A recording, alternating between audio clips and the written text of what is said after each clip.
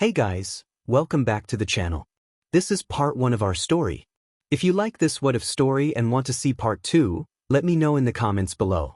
Before we start, don't forget to like, subscribe, and share this video with your friends. Also, check the description for more great content and my playlist. This story was posted by 𝐒𝐮𝐦𝐦𝐚𝐫𝐲 on Wattpad. Now let's start. Prologue. Narrator's POV. The story begins with a loud boom echoing through the school building. Inside the building, a blond boy dressed in a male junior high school uniform stands before another boy of the same age, who has messy green hair. The blonde's hand crackles with sparks, and smoke rises from his palms. The green-haired boy has serious burn marks and is on the verge of tears. It's evident to everyone that the blonde is bullying the green-haired boy, yet no one, not even the teachers, is trying to intervene. Why, you ask? The reason is simple. Why would they want to be on the bad side of someone who could become a top hero, especially over a quirkless kid? No one can guess that both of them were childhood best friends. But all of this changed when the blonde got a powerful quirk and Greenette was diagnosed as quirkless. Since then, the blonde has started calling him Deku or useless. Blonde's name is 𝐒𝐮𝐦𝐦𝐚𝐫𝐲 quirk, explosion, and Greenette's name is 𝐒𝐮𝐦𝐦𝐚𝐫𝐲 quirkless. If you want to be a hero, then stand and show me some courage. If you somehow manage to pass the entrance exam, you'll only become a burden for others, 𝐒𝐮𝐴 said with a smirk. Students present were laughing, looking at the scene and whispering to others. I feel like he has been through enough humiliation. How do you feel about it? A student asked gently to the person next to him. Nah, I can see this whole day, the person beside him replied. Yeah, you're right, another student said. Finally, the teacher coughed for attention after regaining composure from a moment of amusement and said, 𝐒𝐮𝐴, I think that's enough amusement for us. Sit in your place so I can continue my class, and 𝐒𝐻𝐵𝐻, go to the washroom and wash your face. Time skip after school. Izuku's POV. Every day for the past 10 years has been incredibly difficult. I would wake up with a heavy heart, knowing I'd have to face another day at school. The teachers often seemed upset for no reason, and Kaken's relentless bullying only made matters worse. It was painful to feel so humiliated because of my weaknesses and my lack of a quirk. When I finally returned home each day, I carried the weight of those experiences with me, longing for a sense of belonging and understanding. But today it got worse. What he said to me after school is still running through my mind. If you want to get a quirk, there is a way to get it. Take a swan dive from the top of a building and pray to get it in your next life. I was walking through the lane I usually take to go home, reflecting on what Kaken had said, when suddenly something slimy began to latch onto me. Reflexively, I screamed, "Eat!" As I finally processed what was happening, I realized it was a villain, and he was smirking at me. Then he said, I had chosen this manhole randomly to escape from him, but who would have thought that in this place I would find a boy alone? Maybe it's a miracle. Now I will use his body to escape this DMN city. I didn't want to die. But internally, I feel like this is the end of my miserable life. Who will even miss me? Friends I don't have. Kaken. But is he my friend? Maybe he'll be glad that a Deku is gone from this world. Suddenly, I had a flashback of my mom crying while hugging 4-year-old me, and I started to fight back. I refuse to give up. I will live for my mom, who loves me unconditionally, even if I fall short of her expectations. Oh, fighting back, are you? But no use because I have blocked your air canals. Soon you will lose consciousness. Ha! The villain said, laughing. As he spoke, I felt myself slipping away. Desperation washed over me, and I managed to whisper, someone, please, help me. Narrator's POV. It appears that the universe answered his call, as a powerful voice resonated. I thought I lost you in the sewers, but I won't make the same mistake of delaying it any further again. He charges his fist and yelled, Texas Smash. With a boom, the slime villain blasts into several pieces and the boy gets thrown back a few steps away. Time skip 5 minutes. Hey kid, wake up. Are you okay? The man was asking as he woke him up and thinking, maybe I put too much force in that punch. Just then the boy starts to blink and speaks, where am I? Am I alive? Then he remembers and looks up to see his savior. He is shocked as if the whole earth slid away from his feet. He asks, controlling his surprise, All Might, is it you? Ha, yes, it's me, the one and only symbol of peace, All Might. Can you give me an autograph? Where is my notebook? Here it is. He then flips the pages of the said notebook and sees that All Might has already signed it. Thank you, All Might. This will be a family heirloom. No worries, young man. Now I have to go. Wait, you can't go. I have a question to ask. This kid really is a huge fanboy, but I have already reached my time limit because of searching for this slime. Then he says, sorry young man, a true hero has to battle against time too. All Might didn't want to waste any more time, so he jumped high over the buildings. However, Izuku wouldn't let this opportunity slip away, so he latched onto All Might's leg. All Might, seeing this, quickly lands on a nearby building and starts coughing non-stop. All Might, I am sorry for that, but I really to ask you this. All my life people told me that I was just dreaming my all life and I should give up on this ridiculous dream of mine of becoming a hero who saves people with a smile. So I am asking you this, All Might, can I, a quirkless, become a hero? Poof sounded, and in front of him was not All Might but a skinny skeleton man with blonde hair. Who are you? You're not All Might. You're an imposter. Izuku said, panicking. I am All Might, and this is my true, original form.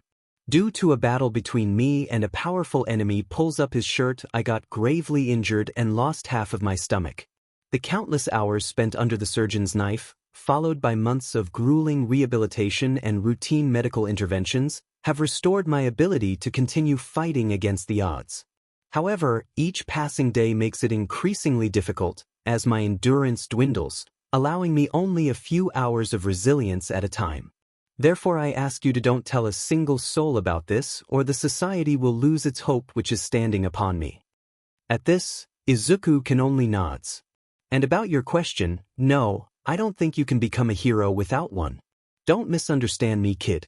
I've been around long enough to witness countless battles between heroes and villains, and I've seen the toll that these confrontations can take. The experiences I've gained over the years have taught me a harsh lesson. Stepping into a fight as a hero without any superpowers or extensive training is a risk I wouldn't advise anyone to take lightly. Those with powers or advanced skills have a fighting chance, but going in without any sort of advantage is often a recipe for injury, sometimes even worse. It's crucial to recognize the dangers and prepare accordingly if you truly want to make a difference. There are better options too, like Doctor who saves people more than heroes and police who maintain law and order after heroes are done fighting without getting recognition. Dreaming is good, kid, but you also have to be realistic too. All Might left the boy after crushing his dream on the rooftop. After some time, Izuku also left the rooftop and began to walk towards his home.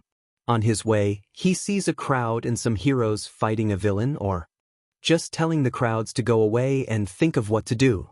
When Izuku got near the crowd, he saw an explosion and the same slime villain he encountered before. He saw a hostage and recognized him in a glimpse. He was his tormentor and ex-friend Deku.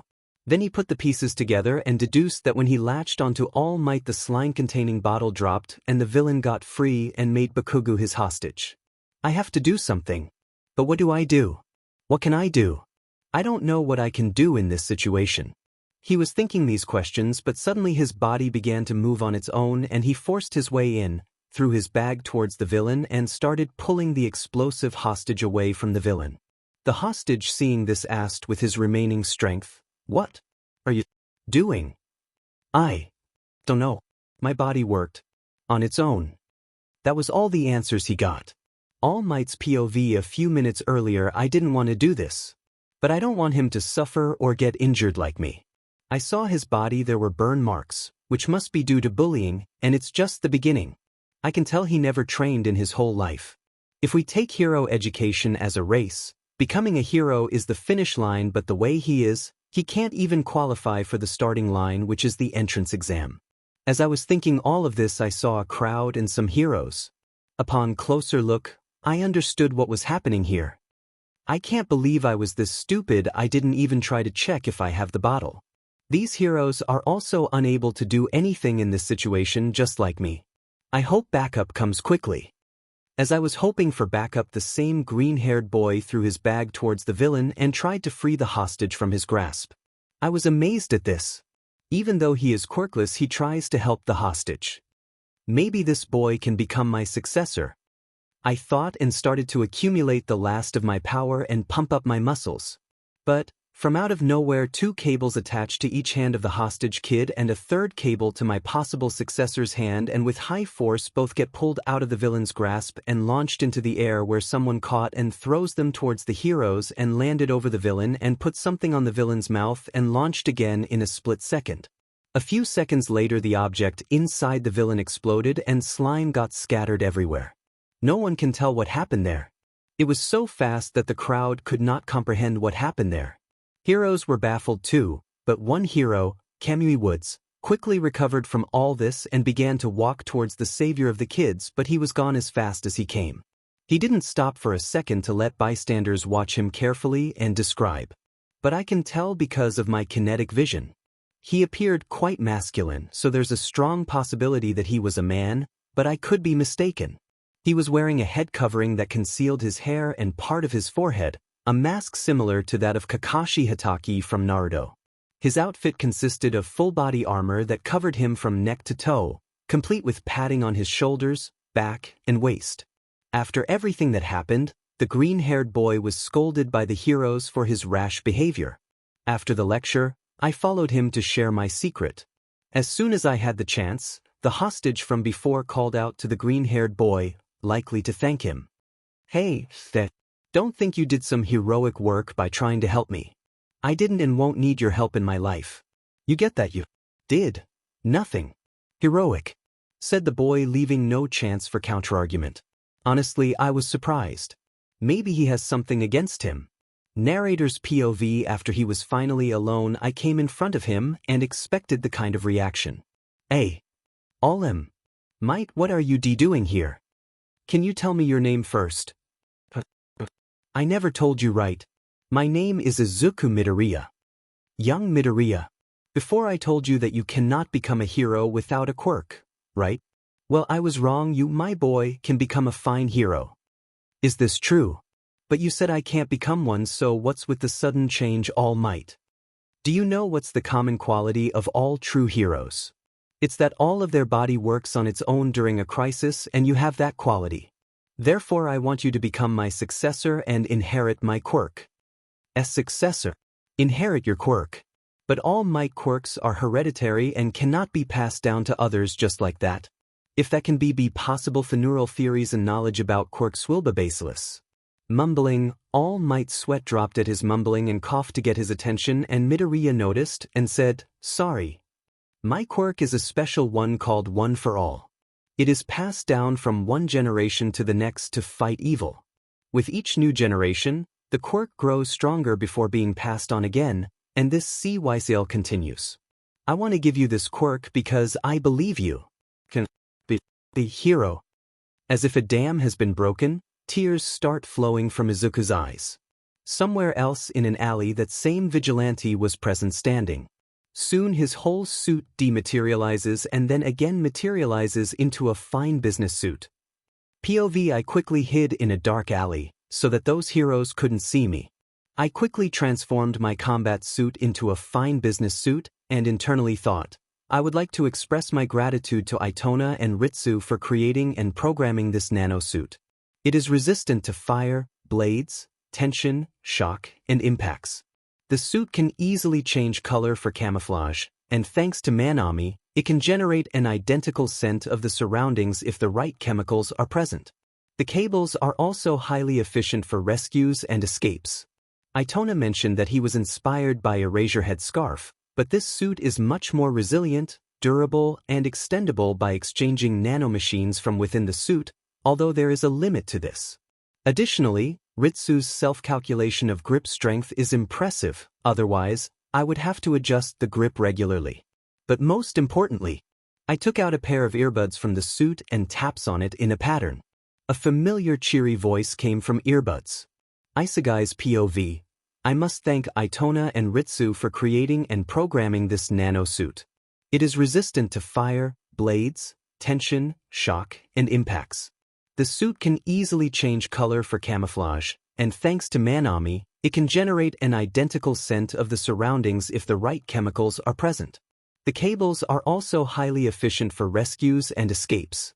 Itona mentioned that he was inspired by Eraserhead's scarf, but this suit is much more resilient, durable, and extendable by exchanging nanomachines from within the suit, although there is a limit to this. Additionally, Ritsu's self-calculation of grip strength is impressive, otherwise, I would have to adjust the grip regularly. But most importantly, I took out a pair of earbuds from my suit and tapped on it in a pattern. A cheery voice came from earbuds. Hello, 𝐒𝐮𝐦𝐦𝐚𝐫𝐲. How are you and how may I help you? Hello, Ritsu. I am fine. How are you doing? Could you please check the Aldra Junior High surveillance cameras to see if there is any bullying involving 𝐒𝐮𝐦𝐬𝐵𝐲? If yes, then I want you to make a conference call with Nagisa. I am fine too. I was with Nagisa preparing his monthly schedules for his classes. Regarding hacking and bullying, I'll get to. Please wait. Done. Yes, 𝐒𝐮𝐦𝐬𝐴, you are right. There is bullying not only from the students but also from the teachers, involving physical abuse and public humiliation similar to the treatment of Class 3. I will quickly connect Nagisa on the line and explain it to him. Please wait. Okay, /N note. Conference calls or multiple calls will be in a dialogue writing format. Nagisa, hello 𝐒𝐮𝐦𝐬𝐴. Said in serious voice 𝐒𝐮𝐦𝐬𝐴. Hello Nagisa. Has Ritsu told you about why I called you? Nagisa, yes, how can I help you? 𝐒𝐮𝐻𝐽, I want you to train him for the hero course in your school. Can you do it? Nagisa, I understand the importance of training, but why for a hero school? The training I can provide will only be beneficial for an underground hero. Most kids don't want to be underground heroes. 𝐒𝐮𝐻𝐽, he is a distant family member from Meg's mother's side. You must have met him during my wedding.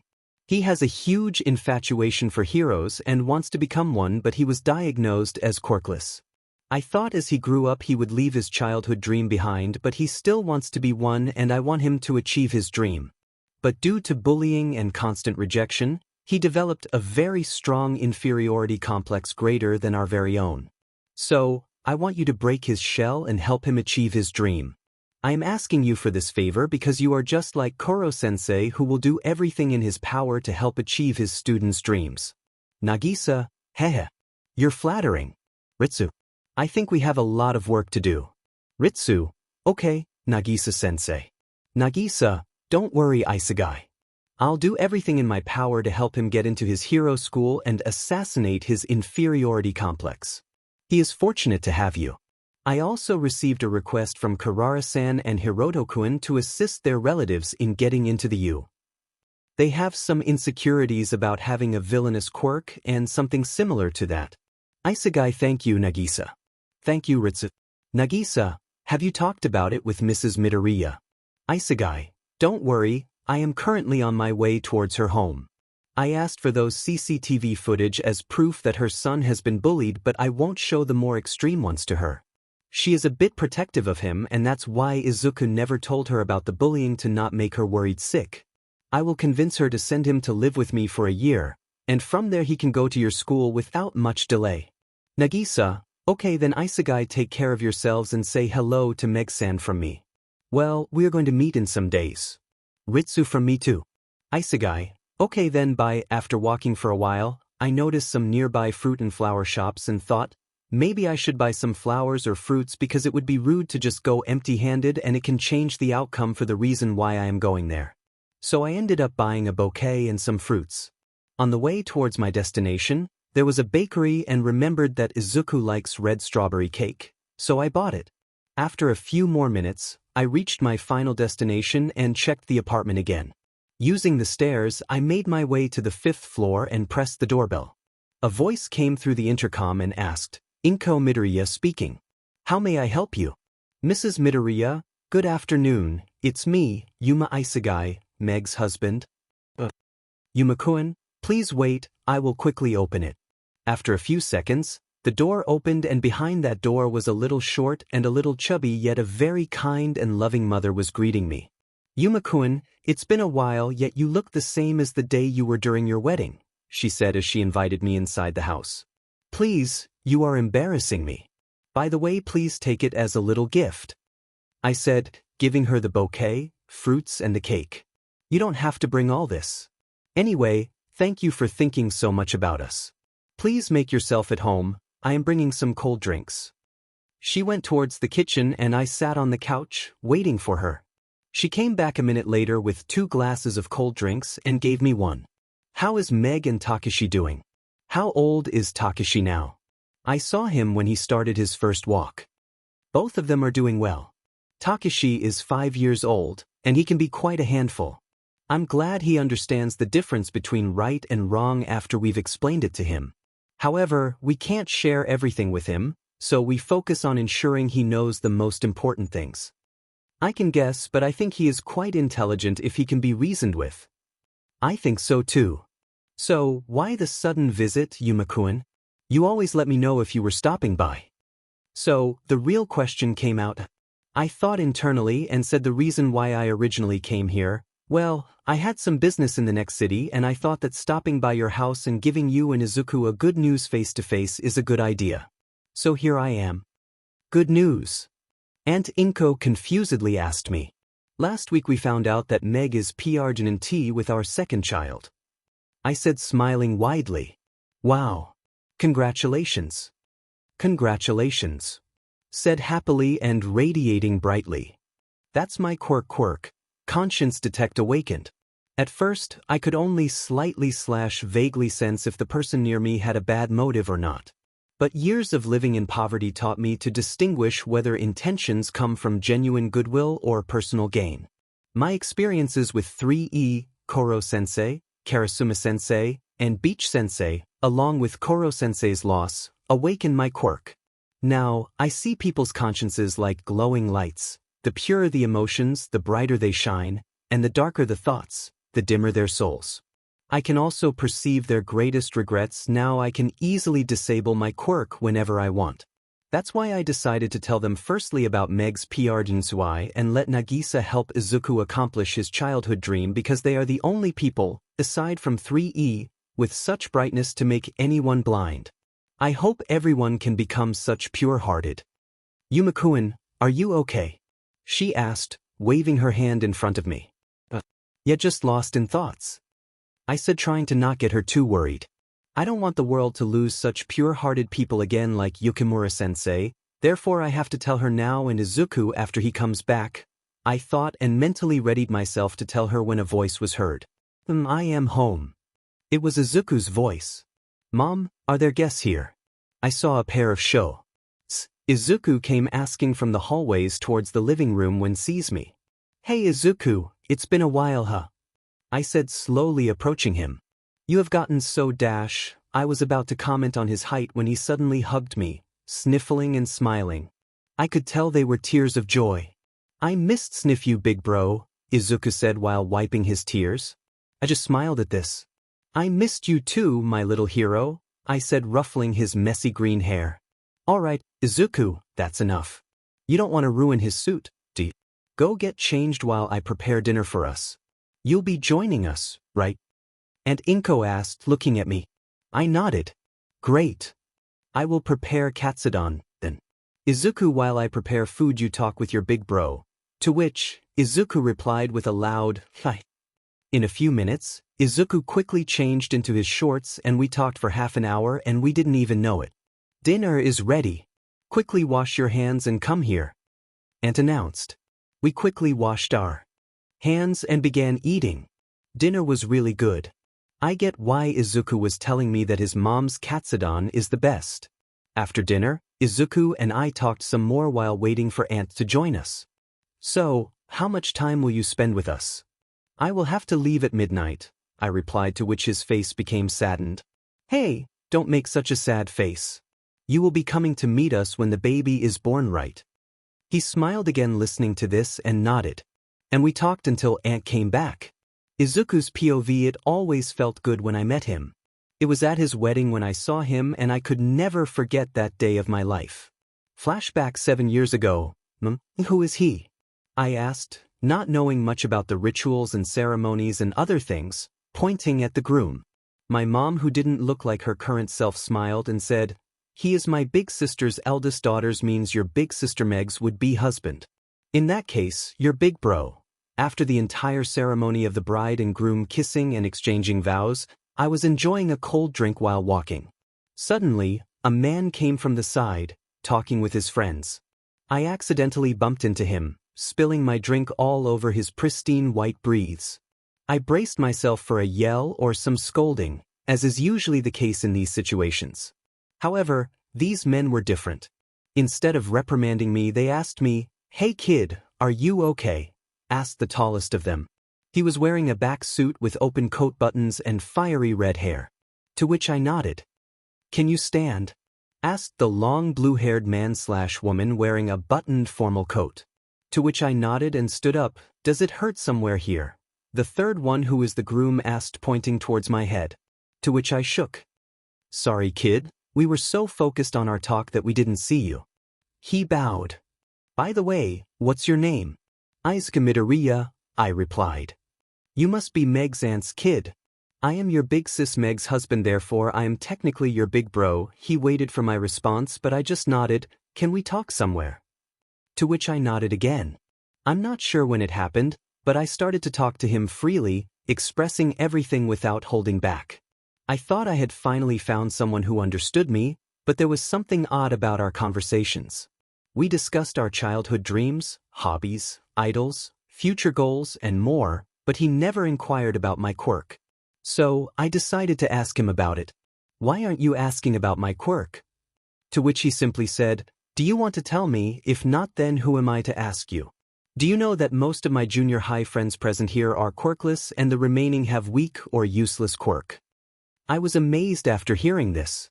He continued, "Our sensei, who is our idol, taught us that it's not the quirk that defines a person, but rather the person who defines their quirk or themselves. For example, consider a knife. In the hands of a criminal, it becomes a weapon. In the hands of a chef, it serves as cookingware. In the hands of a doctor, it is a surgical instrument. Therefore, never judge someone based on their quirk but based on their character."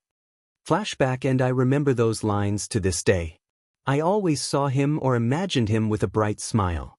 So I don't understand where that smile went when my mother sat with us. "Auntie, Izuku, I want to talk to you about something important," he said in a serious tone. Both of us were taken aback by the sudden shift in tone. "What is it, Yuma-kun?" Mom asked. "Did something happen half an hour before you came home, Izuku?" He asked. "What? Did he know? How did he know? Maybe he just wants to know for some other purpose." Then why the serious tone? I am panicking. I mustn't panic. I thought internally panicking. So I tried my best to hide it. "I don't know what you are talking about, big bro. Sigh, maybe this will help you remember something. Slime villain. Explosive boy. Rash bag throw. Near-death lecture. Does it help you remember anything?" Now I'm screwed. He knows everything.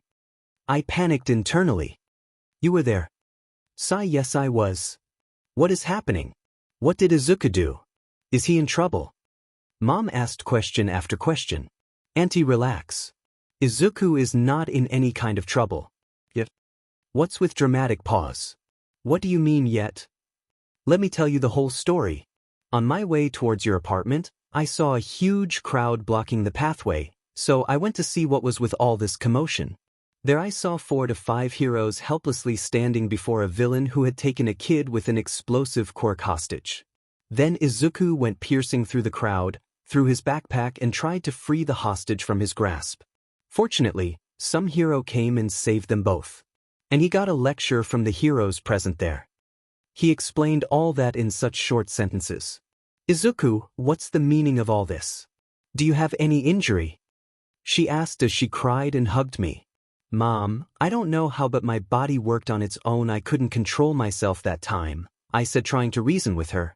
"And that's the same thing that will kill you someday, Izuku," Big Bro told me, to which both me and Mom stiffened. "What do you mean?" both of us asked. It's often described as a heroic impulse, but many psychiatrists believe it's a subconscious reaction developed due to 2 main factors. One significant reason is a lifetime of witnessing pervasive injustice. Individuals who have endured or observed unfairness may develop an intense longing to protect others from similar experiences. This deeply ingrained sense of empathy and justice can trigger a powerful, automatic response within them, compelling them to act on behalf of those in need without fully understanding why. Another key aspect is that some individuals perform heroic deeds without even realizing it. They embody the essence of heroism, driven by a strong moral compass and a genuine longing to help others. In our contemporary society, where the concept of heroism is celebrated and elevated, these two explanations provide profound insight into the roots of heroic behavior. He took a breath and continued, and it's a very dangerous impulse. You must be thinking that it's a defining quality of a hero, but it's just your subconscious reaction. Let me ask you, what do you think would have happened if there wasn't a hero who could fight that villain? Simple, you'd have died right there and then. He stopped, letting us process all of this. Izuku, you won't do anything like this, you understand? Mom told me worriedly, to which I could have only nodded. That would be quite difficult because it's a subconscious impulse. You can't control it but can get ready for it. Get trained by professionals to react reflexively so that you can protect yourself and others. You get it? Izuku, I'll quickly enroll you in a martial arts dojo so that you can protect yourself. Mom quickly decided. No, Auntie, it won't do him anything good. The expertise he needs can only come from a hero, not from their program. I truly believe that enrolling him in you is the best choice for his future. He stopped, waiting for a response. To say we were surprised would be an understatement. I was going to ask her about that tomorrow morning, but he asked this for me now. But how will he enter the U? Because he is. Mom paused, knowing that it would hurt me. Because he is quirkless.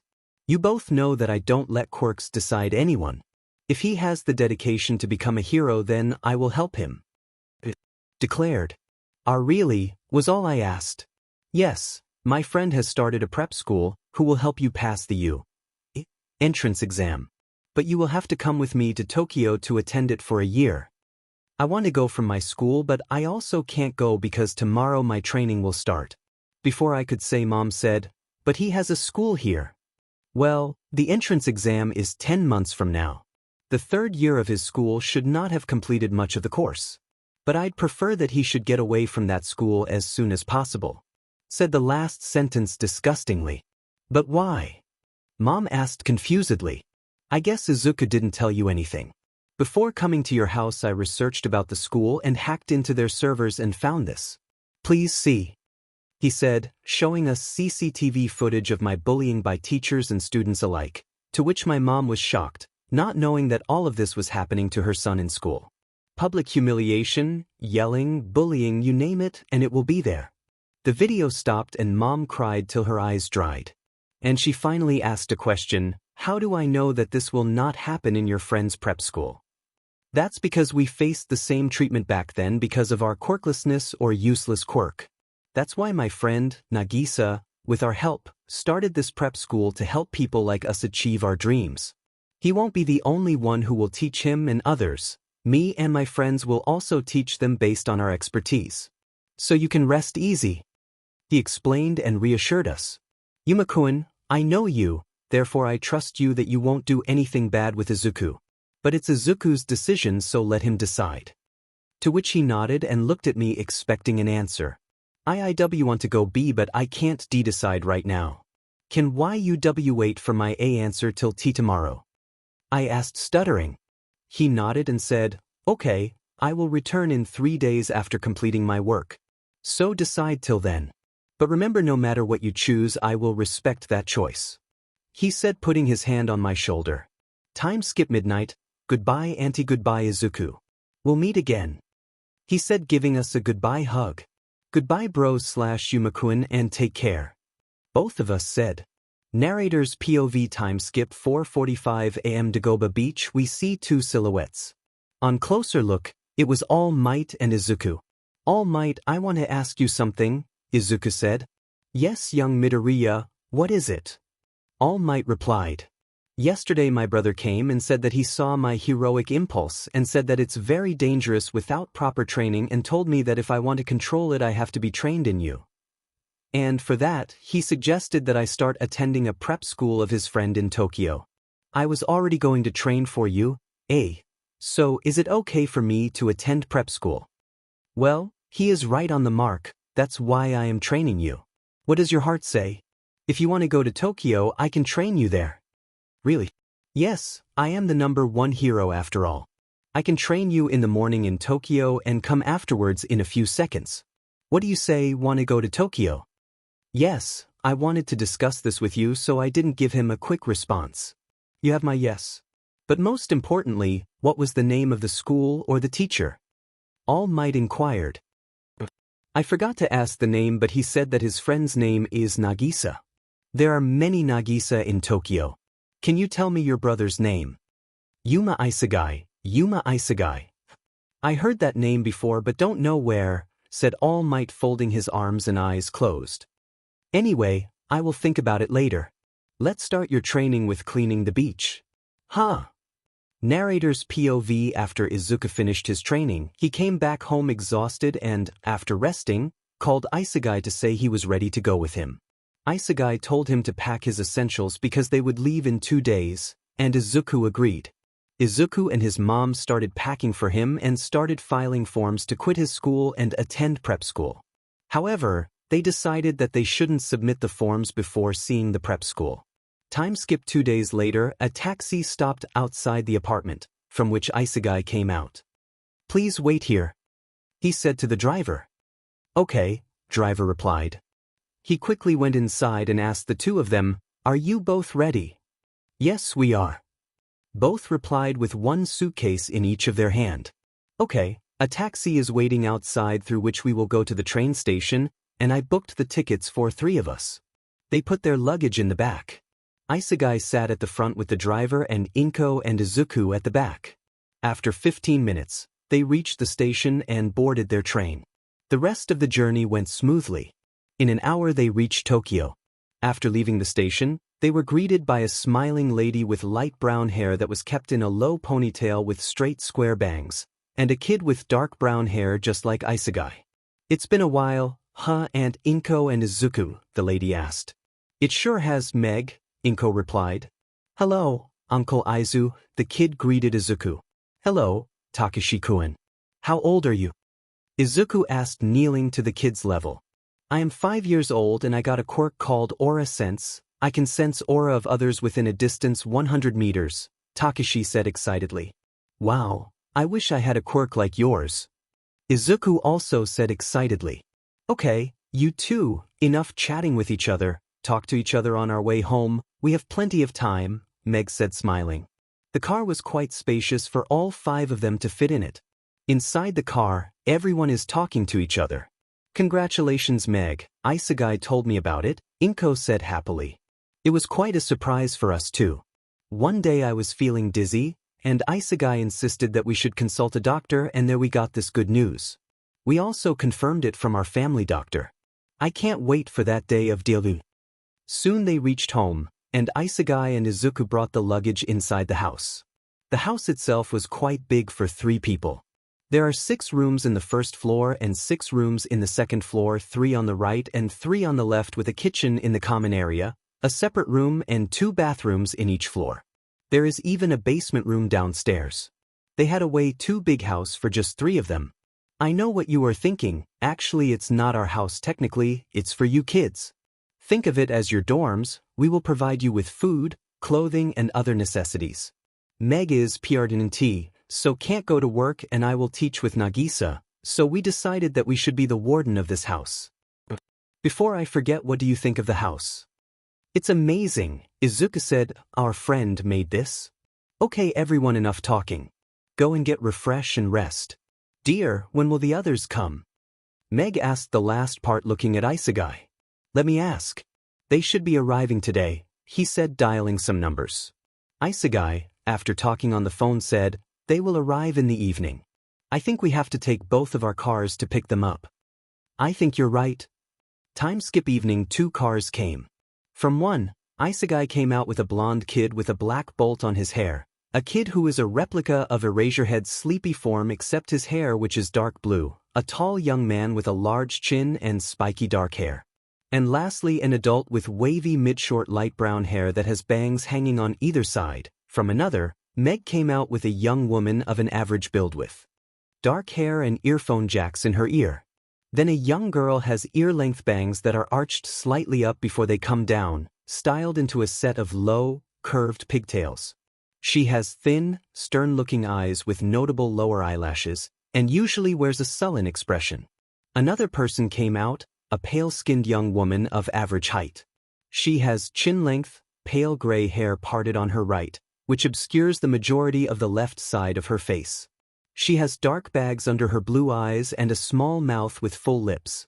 Her hands are usually held up as high as her elbows with her hands draped down, this gesture being somewhat connotative of a ghost.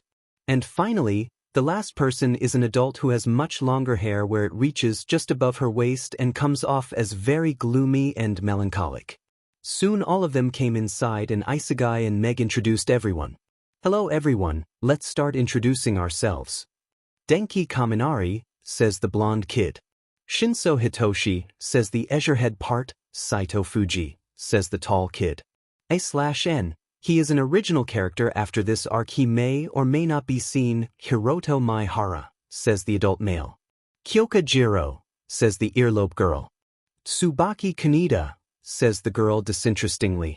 A/N, she is an original character after this arc. She may or may not be seen. Reiko Yanagi, says the ghost-like girl. Kurara 𝐒𝐮𝐬𝐵, says the gloomy adult.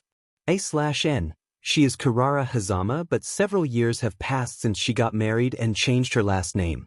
I took the last name from the actress of live-action movie of Assassination Classroom. 𝐒𝐮𝐦𝐬𝐚𝐫𝐲, Izuku said, stuttering as he never introduced himself to group. 𝐒𝐮𝐦𝐬𝐵𝐲, mega-assassination, Takeshi 𝐒𝐮𝐦𝐬𝐴, Takeshi said excitedly. After the introductions, everyone went to their room upstairs, boys on the first and girls on the second, to unpack their luggage and refresh themselves. While the kids were unpacking, adults were talking with each other. I have to say that I didn't expect that kind of curriculum in your friend's school, said 𝐒𝐮𝐦𝐬𝐴. She went with them to see the school. We all build the syllabus and curriculum which will not only help them to pass the entrance exam but also help them in various other fields they have interest in, Yuma said. I hope Izuku and other kids will be surprised to learn about this. They will be, said Maihara with a level of confidence. We are sure of it, said Kiara, to which everyone nodded. My job here is done. I'll come again during my classes, said Maihara. Mine too. We are borrowing your car, said Kurara. Okay then, see you soon, said Meg and Yuma. And both of them left soon afterwards in one of the cars. Later on, the kids came and ate dinner. Takeshi quickly went to sleep and 𝐒𝐮𝐦𝐬𝐴 and Meg started washing the dishes. The kids were sitting in the common room and chatting. So why are you all here? Asked Kaminari. For the same reason you are here for, to become a hero, said Jiro. I mean, which school do you all want to attend? For me, I want to attend the hero course. Me too, Midoriya said enthusiastically. Me too, Shinso said disinterestingly, but internally he thought, why am I even sitting with them? I should have gone to bed. I really don't like extroverts. Well, I want to attend too, Jiro said. Me too, said Reiko in an emotionless tone. Well, I want to attend Gen Ed. Because I like reading and learning about new things, said Tsubaki. Well, I want to be a doctor. Therefore I am trying to enter Ishigami Medical School and College where many famous doctors graduated, said Saito. Wow, it's a cool dream too. But I want to ask how everyone got to know about this school. I got to know through my cousin whom you saw today, said Kaminari.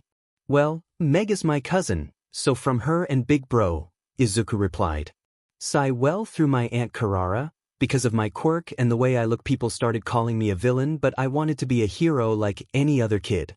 One day, I decided to give up on my dream, but when she heard about it she said that if something is hard to achieve that means the reward and satisfaction will be equally great. And then she forced me to enroll here and take the 𝐒𝐮𝐦𝐬𝐴 entrance exam, answered Shinso. I also come here through her recommendation. She is my mom and is also the reason I got addicted to ghosts and horror stories, said Reiko. Everyone was confused when she called her mom, because her last name is Yanagi and Kurara's last name is 𝐒𝐮𝐬𝐵𝐲. Before they could ask her about that, Shinso quickly said, yeah, she is eccentric, but is also kind-hearted. That's why uncle married her. He said the last part so that they don't ask if her parents got divorced. He also silently whispered that they don't ask her about her mother's topic, and everyone agreed. To change the topic, 𝐮𝐬𝐻 coughed, gaining attention, my brother recommended me to attend because the person who started this school was once his high school teacher too. You can easily understand this person's capability from the fact that my brother was a delinquent and lowest in his class, but in just 1 year he cracked the medical college's entrance test in one go, explained 𝐮𝐬𝐻. Yes, my cousin was also his student and she excelled in the last year of her school and made her name in the top 10, said 𝐺𝑒𝑟O. My sister told me to attend, said Tsubaki. Okay, everyone, go to your beds early because from tomorrow onwards your struggle starts. Hee, Meg said, chuckling the last word. What does she mean by struggle? Asked Tsubaki as everyone was confused. Maybe she meant that as we all are aiming for prestigious schools we have to struggle to get it, said 𝐮𝐬𝐻, trying to make sense. Everyone stood and walked away towards their room. All 3 boys are in the first room on the right and girls are in the first room on the left.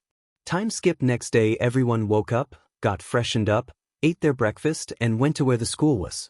So where is the school? I can't see it, asked Kaminari. Meg, with a smirk on her face, pointed in the direction and said, over there. All 7 of them gazed towards the direction she pointed and shocked. You mean the top of this mountain? Yes, this is first part of your training, Meg replied nonchalantly. I get that it's part of their hero course training, but why should we also have to climb it? Asked Tsubaki. To which Meg replied, Roman poet Juvenal once quoted, a healthy mind resides in a healthy body. It will be beneficial for the stress release and help you mentally relax. They had to agree even though they didn't want to. Come with me, I will show you the route so you won't get lost. Izuku's POV. After an hour we reached the top of the mountain and saw our school building. As soon as we reached the top we collapsed immediately. 5 minutes later, we woke up inside the classroom at our desks. 2 more students were present in the classroom, equally exhausted. Oh, you all woke up? Big sis Meg came with a box and asked all of us started to regain our strength and nodded. Okay then, go wash your faces in the back of the building and revitalize yourself with these energy drinks, but don't drink too much. All of us went to wash our faces, came back and drank our drinks. After drinking we went to our seats. After a minute or two, someone came. I couldn't if she was male/female because the hair was long but not long enough, looked somewhat feminine but wore a male dress and her height was just like that of a high schooler, and stood in front of the blackboard. And said, oh, my name is Nagisa Shioda and I'll be your homeroom teacher. You're welcome to call me Shioda-sensei or Nagisa-sensei. Glad to meet you all. I hope you all have a great time learning in my classroom. Also, I want to clarify that I am a man. The teacher exclaimed to the class. Now, shall we get started and take attendance? Nagisa-sensei suggested. To which we all nodded. So, let's begin. Ryu Takahashi, here, the new male student answered. Michiru Hancho, here, the new female student answered. Izuku Midoriya, here, I answered. Denki Kaminari, here. Tsubaki Kaneda, here. Kyoka Jiro, here. Hitoshi Shinso, here. Reiko Yanagi, here. Saito Fuji, here. All right then, you all are here to pass the entrance exam of your dream school, right? Sensei asked us. To which we all nodded. But I am here to prepare you not only for the entrance exam but also for society. So, here is the first task from me to you. Kill me before March, he exclaimed, to which we were shocked would be an understatement. Our minds had stopped working. What do you mean, sensei? It was all we could have asked due to the shock. By kill, means decapacitate me or bring me to a position where I can't do anything. You have 3 chances per student every day from now onwards. He explained sensibly. But what's the meaning of this task? Someone asked. To answer that, let's take Hero Course students as an example. Let's say you have an infiltration mission in Villain HQ. What will be your first action? We didn't know as no one answered. We believed that to stop a villain, a hero must fight head-on. But never thought of an infiltration mission. Then I will tell you, your first task must be to decapacitate everyone before anyone notices, because if someone does notice you, the whole mission will be jeopardized and the villain may increase the pace of the plan, or you may get killed before finishing the mission. We get it, But why use the word kill? You could have used the word decapacitate from the start, 𝐒𝐮𝐻 said, because there will be times when you have to kill. Either to stop the villain's plan or to protect the innocents. There will be times when you have to choose between a villain's life or a civilian's life. He reasoned.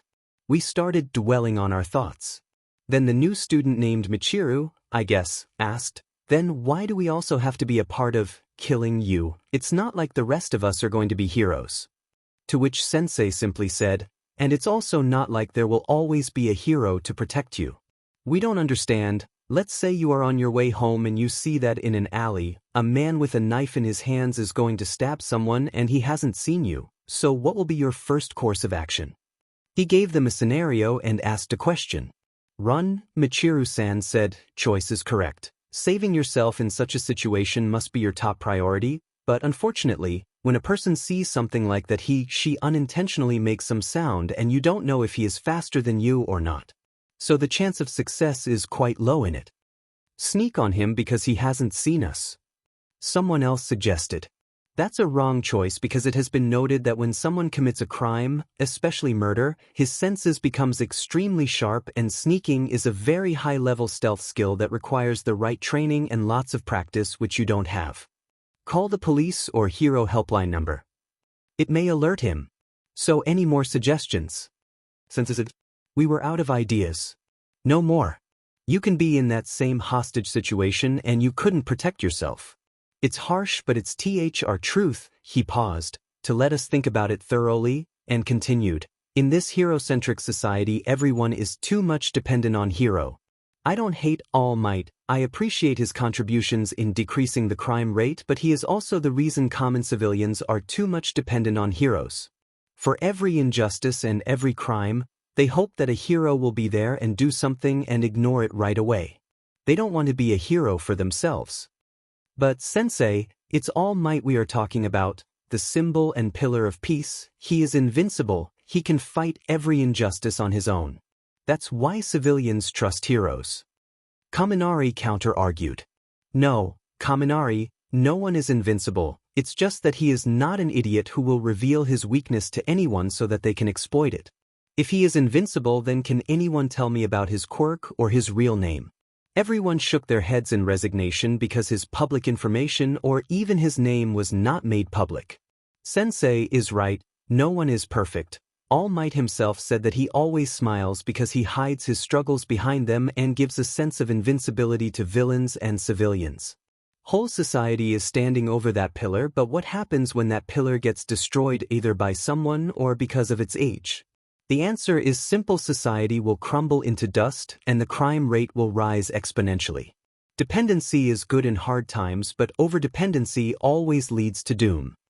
He continued, have you read about the struggle for independence of other countries in history class or fight against discrimination on quirks during the pre-quirk emergence era? Do you think all of this was started to be successful by a single individual? If you think it was, then you are wrong. It may have started by an individual or a small group, but it was succeeded by people who joined the cause even after the initiator's death. They were not dependent on the initiator but on themselves. They knew the moment they stopped fighting for themselves, there will be no future. Does All Might think the same? Is that why he is looking for a successor? To continue fighting for the cause? Or does he not know about the overdependency and burden? I was thinking these questions because I was the same who thought a hero could do anything and just dreamt of becoming a hero. But with courage in my heart, I raised my hand and asked him, but Sensei, what if a new symbol of peace came or All Might chose a successor? Everyone's eyes were on me for that question. I thought I was shrinking in my desk because of the stares. Good question, Midoriya.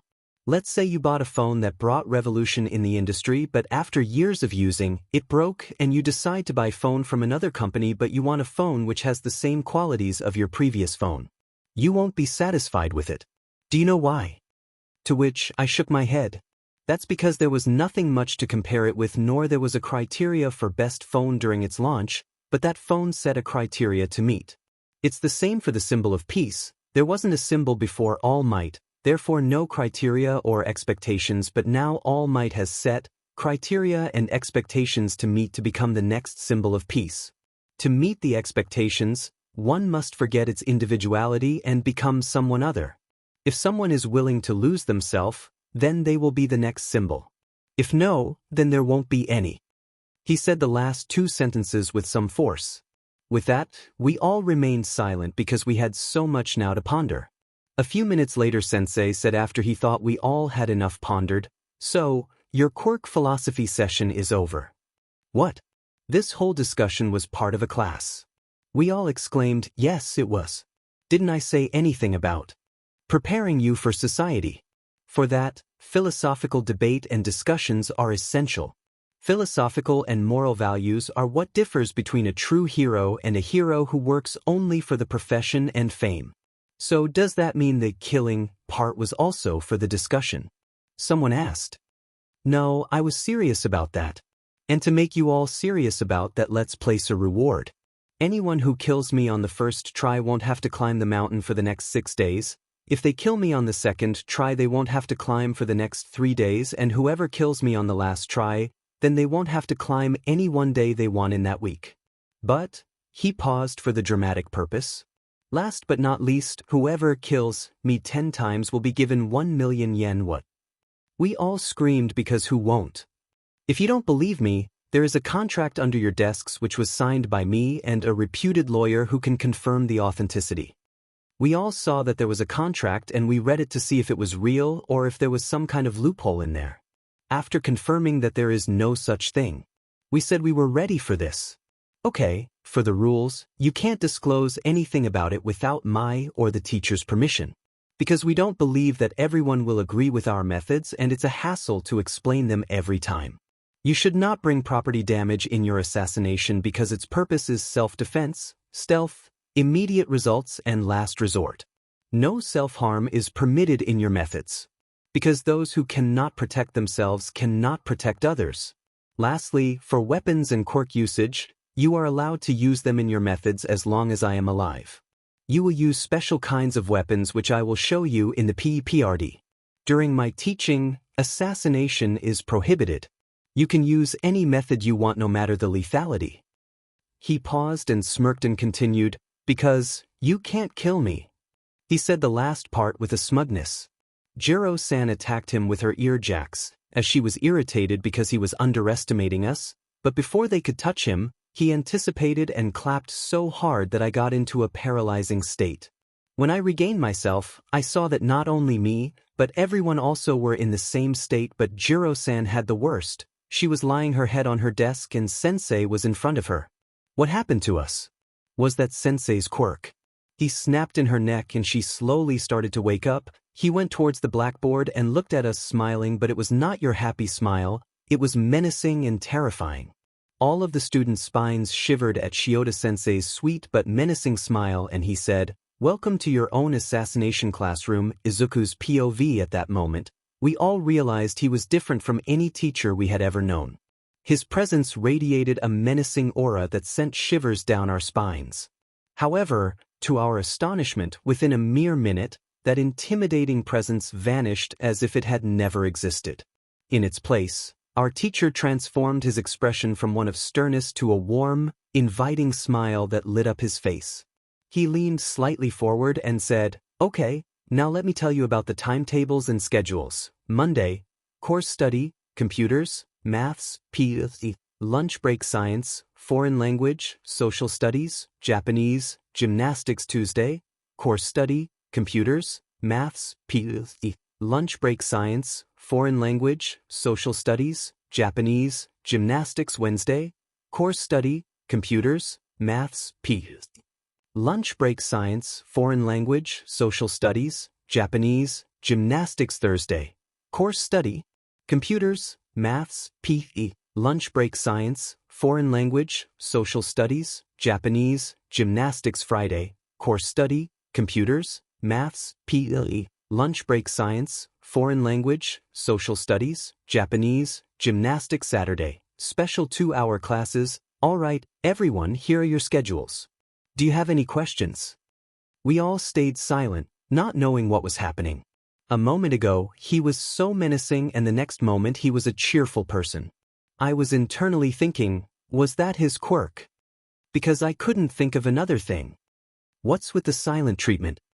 He asked innocently, as if nothing happened before. Someone asked to ease the tension in the class. What's with the Saturday C classes? Tsubaki-san asked. Wonderful question. Some of my other friends who can't teach you regularly will teach some of their special skills on Saturday. Sensei, who are the other teachers? You will know very soon, but for now they are going to be surprise for you. Sensei, what will you teach us? I will teach you social studies and help you with other subjects if you have any doubts. If the subject teacher is absent any day, I will act as their substitute. Each teacher will have the freedom to take tests whenever they choose, but I will conduct an exam on the last Saturday of every month. Let's discuss the exam schedule, he explained. Your first-term exams are set for the last 2 weeks of July, followed by a well-deserved summer vacation throughout August. As we approach winter, keep in mind that your final term exams will occur during the week before your winter break. Additionally, since the entrance exams for the institutions you're interested in are held in February, January will serve as an important month for intense preparation and practice. It's essential to stay focused and organized during this time to ensure your success. Bell rings. Okay everyone, it's time for your next class. Please head to the classroom assigned to you for your studies, our teacher told us. We all were standing up to go, but there was a question I wanted to ask, so I asked with courage. Sensei, is that why your quirk you used to paralyze us? At this question, everyone was staring at me as if I had grown a second head. No, that wasn't my quirk. I hadn't used my quirk from the start. I wanted to give specifically you another assignment to find out what my quirk is. He said that to me. We all nodded and went towards our classes. Narrator's POV management course. There were 2 adults in suits present inside the classroom. Hello everyone, we will be your management course teacher. My name's Takuya Muramatsu, but I would prefer if you would call me Muramatsu-sensei, said the adult who has dirty blonde hair and his eyes are small and black, to the point of appearing like he has pupils, but no iris. And my name is Taisei Yoshida, but you already know me so you can call me whatever you prefer, said the adult with dark brown hair that cascades into dreadlocks, along with a pair of sharp dark eyes with small pupils. Yoshida recommended both students to enroll at this institution, as their parents are business partners of Yoshida, who has taken over the family-owned Yoshida Motors company after his father. Muramatsu currently runs his father's restaurant, but over the years he with the help of his friends made it a high-class restaurant, and there are several other branches in 5 different major cities in Japan, i.e. Shinjuku, Mustafu, Kyoto, Osaka, and Yokohama. The management course will cover organizational behavior, principles of managing people, and provide a modern context for these topics. It will also include fundamentals of the stock exchange, economics, and case studies of successful and failed businesses. Sensei, I understand the case study of successful businesses, but why the failed ones? Ryu Takahashi.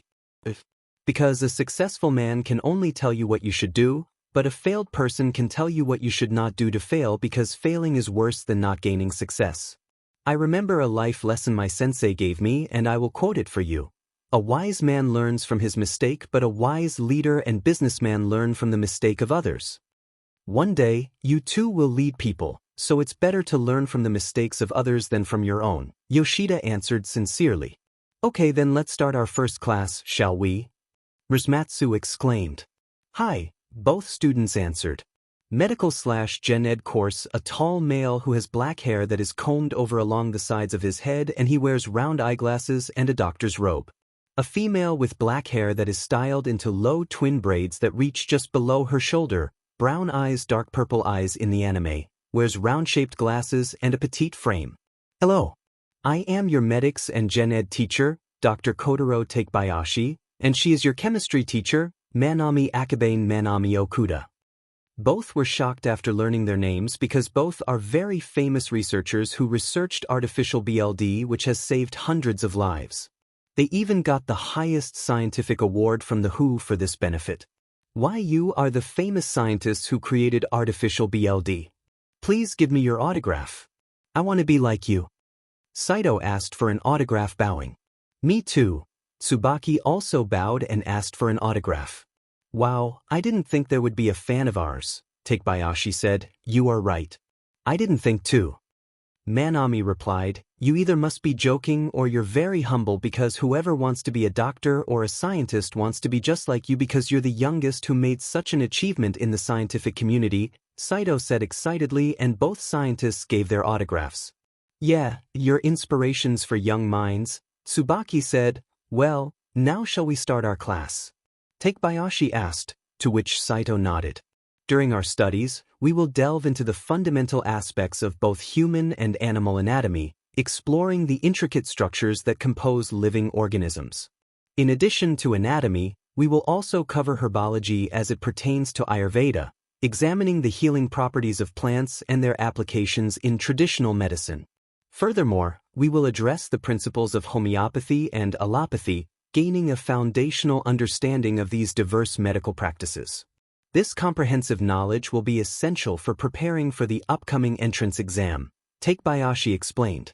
Additionally, we will explore the various effects that different chemical compounds can have on human anatomy, delving into their interactions with bodily systems and physiological responses. We'll consider alternatives to these compounds that may serve similar therapeutic purposes while potentially minimizing side effects. Furthermore, we'll discuss the procedures involved in creating and testing medicines during emergency situations, focusing on the rapid assessment of their efficacy and safety. Manami explained.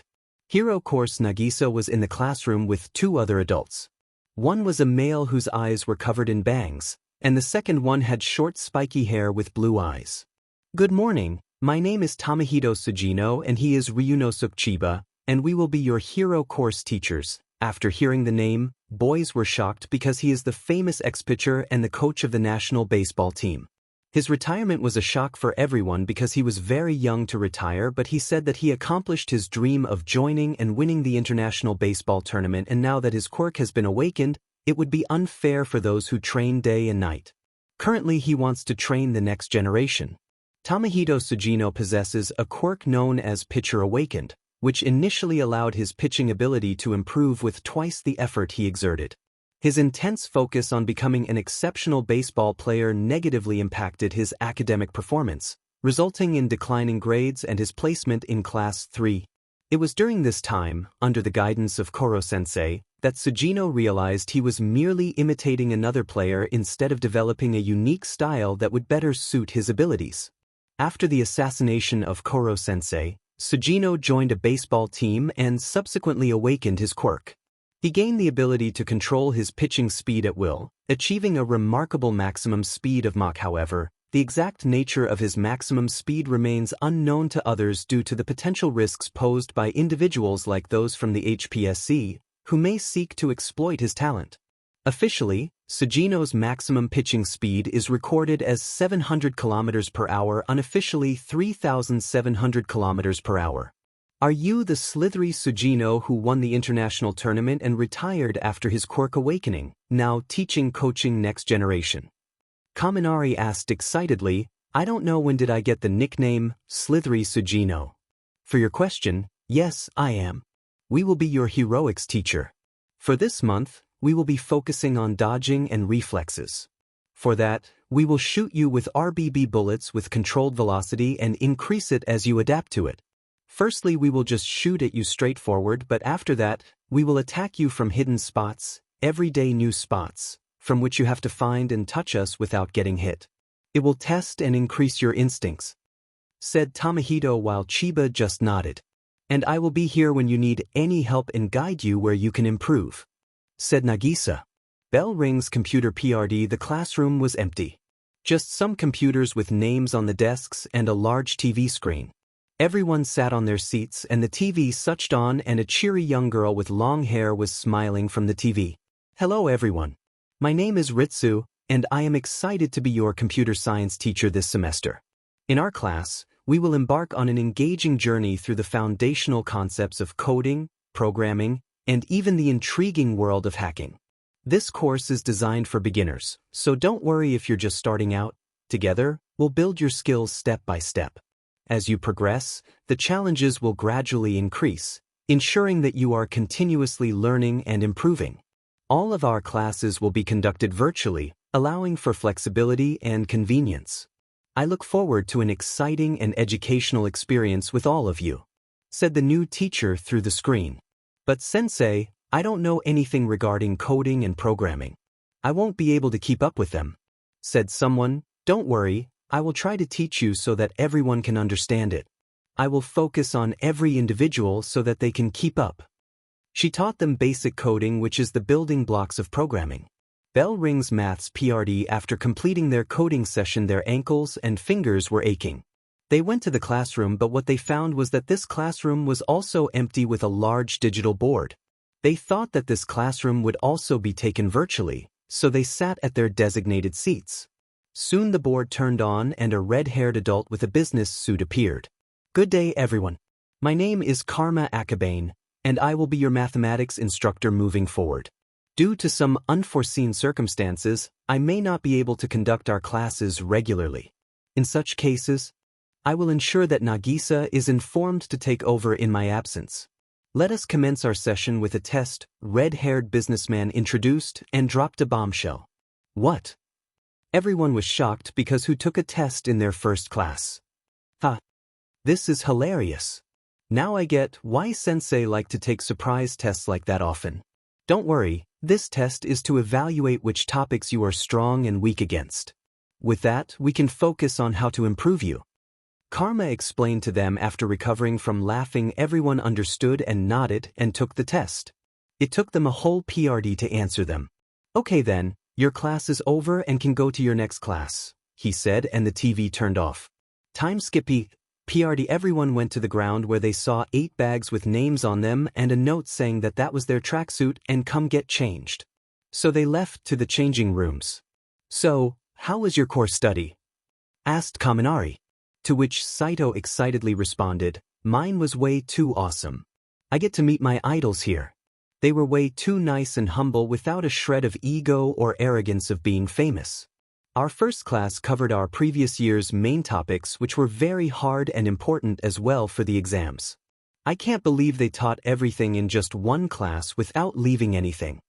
Mine too, said the management course student shyly. Hey, we never get to introduce, aren't we? By the way, my name's Denki Kaminari. My name's Saito Fuji, but I would prefer if you call me by first name, that is Saito. And my name is Izuka Midoriya, said Midoriya, stuttering as he never gets to have a normal conversation with anyone. And my name is Ryu Takahashi. He also introduced himself to stuttering. Hey, you two are similar when it comes to speaking. Both stutter, exclaimed Denki.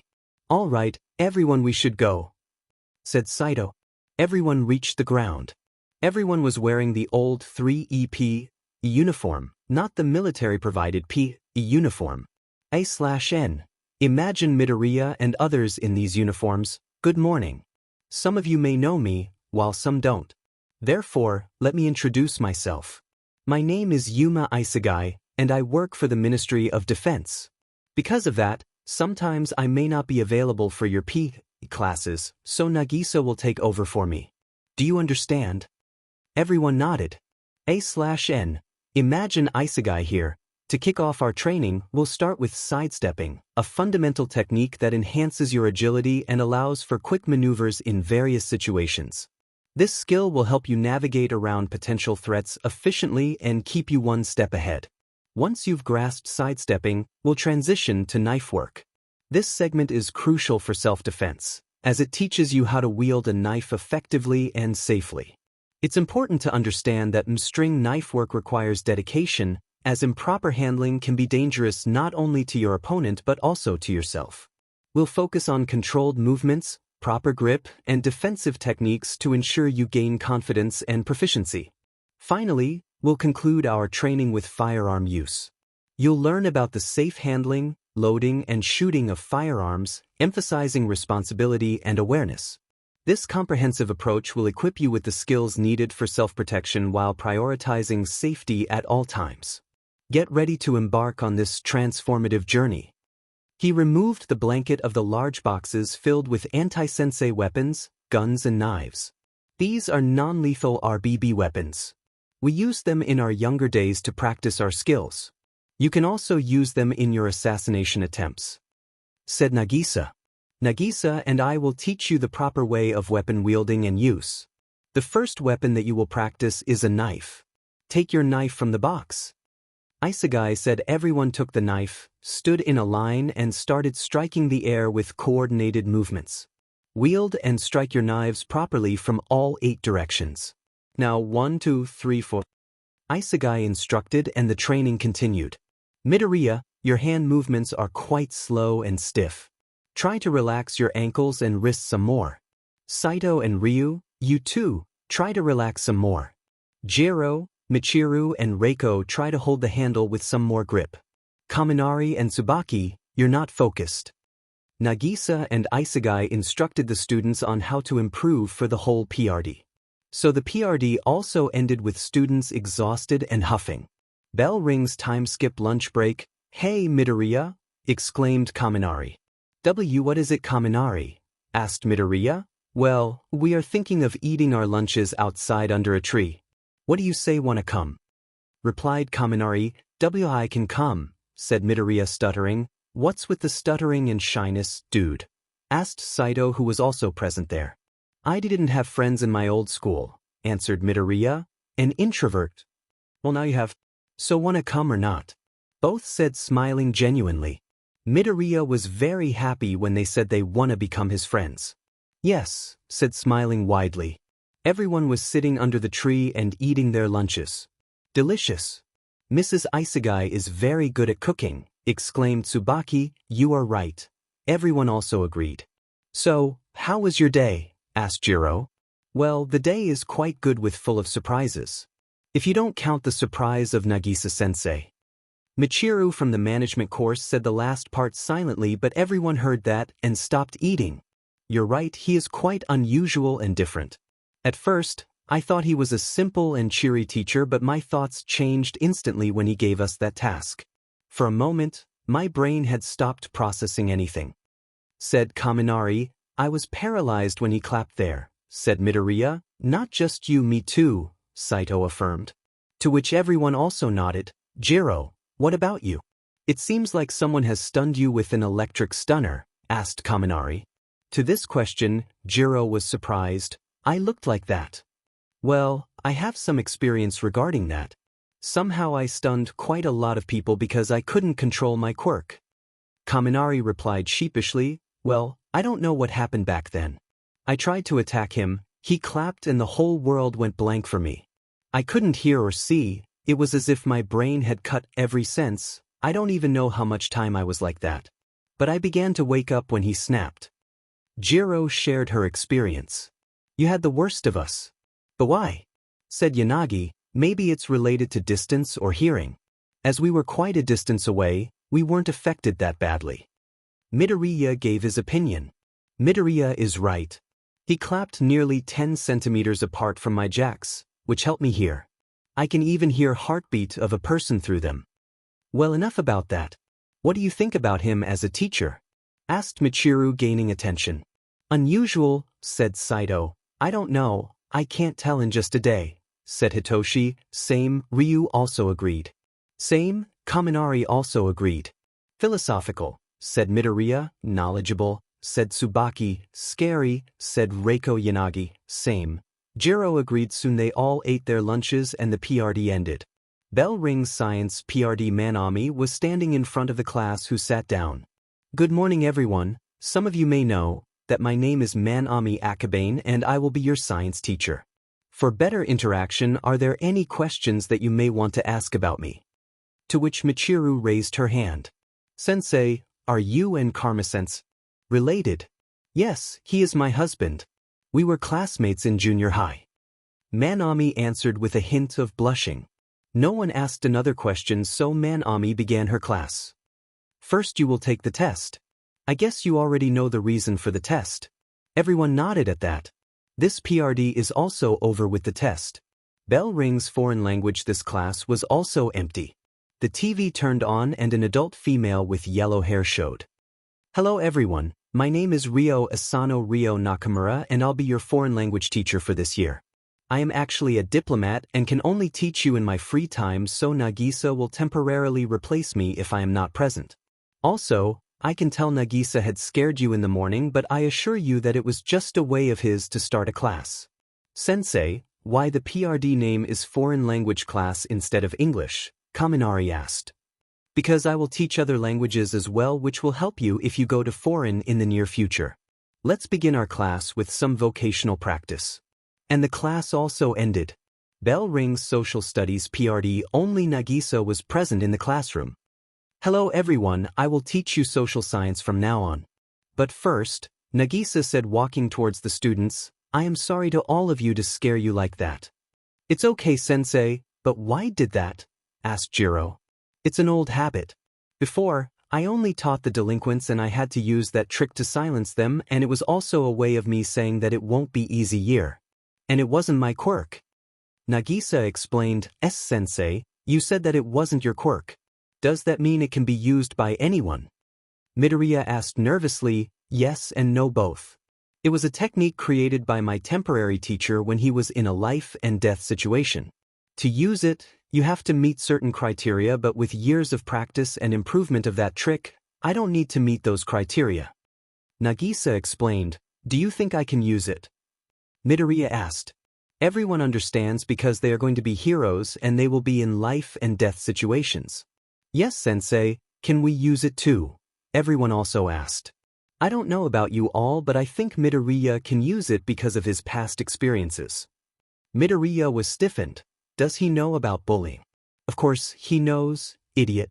Nagisa clapped to bring him from his internal world. What do you mean, sensei? Tsubaki asked, why don't you ask that to Midoriya when he is free? If you want, I can teach you all in class, but only after this semester. Nagisa replied, all right, sensei. Everyone nodded. Enough of all that. Let's begin our class. And like that, this class also ended. Bell rings. Japanese PRD. Everyone entered the classroom, in which a beautiful woman was present. They were mesmerized because of her beauty, not just boys but also girls too. Hello class, my name is Yukiko Sugino, nice to meet you all. Today we are going to start our first class with learning the meaning of poems.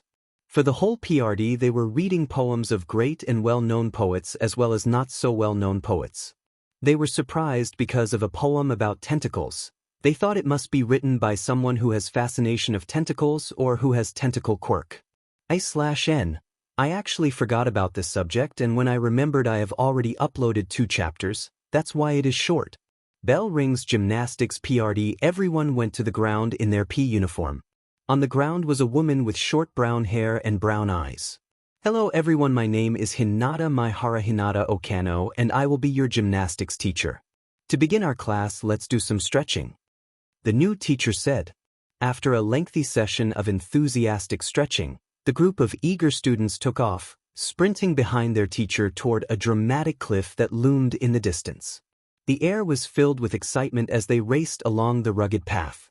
As they reached the edge, their teacher, full of confidence, leapt off the precipice, her form soaring gracefully through the air.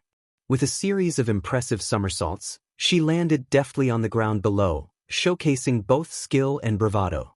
Now you have to try doing it, Sensei exclaimed. But Sensei, we can't do something like this, and I don't believe you can do the same. Try coming here in your own way. She said. After that, everyone carefully came down from the top.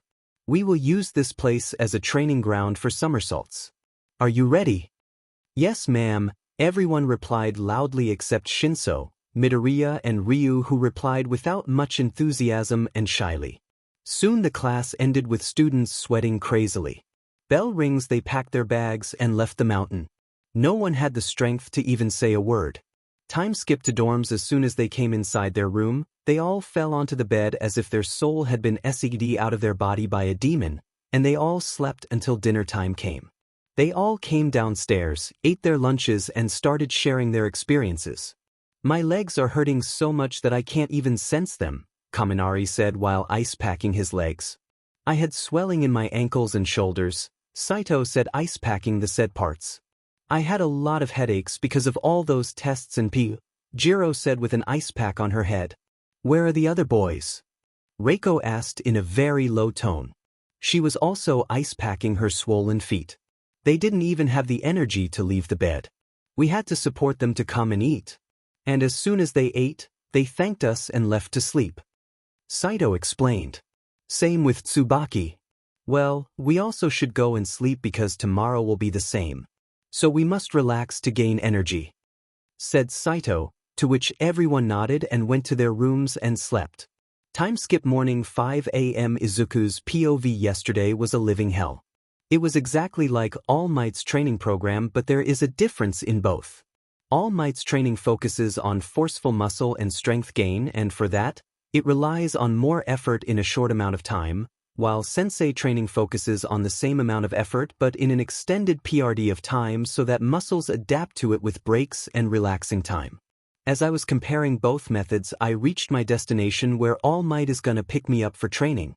Good morning, young Midoriya, All said in his skinny form. Good morning to you too, All Might. How was your training in your new school? All Might asked curiously. I provided him with information about the training and academic classes. However, I did not include details regarding the teacher's unconventional teaching methods or the assassination aspect, as it may not align with All Might's views on their approach. He tends to take on significant responsibilities alone. If you're being pushed to that level in their training and it's bound to intensify, I need to adjust my own training accordingly. Otherwise, your body won't be able to handle it and could face serious consequences, All Might warned, his tone turning serious. I met his gaze and nodded in agreement. But there is one more thing I want to ask you, he said in a dead serious expression. Is your brother, 𝐒𝐮𝐦𝐸𝐵𝐵, in the Ministry of Defense? Yes, WI. I think, young Midoriya, that your brother killed several people last month. All Might said in a serious tone. Narrator's P. All Might, what the hell are you saying? Midoriya asked, furiously and shockingly. Young Midoriya, please listen to what I am saying.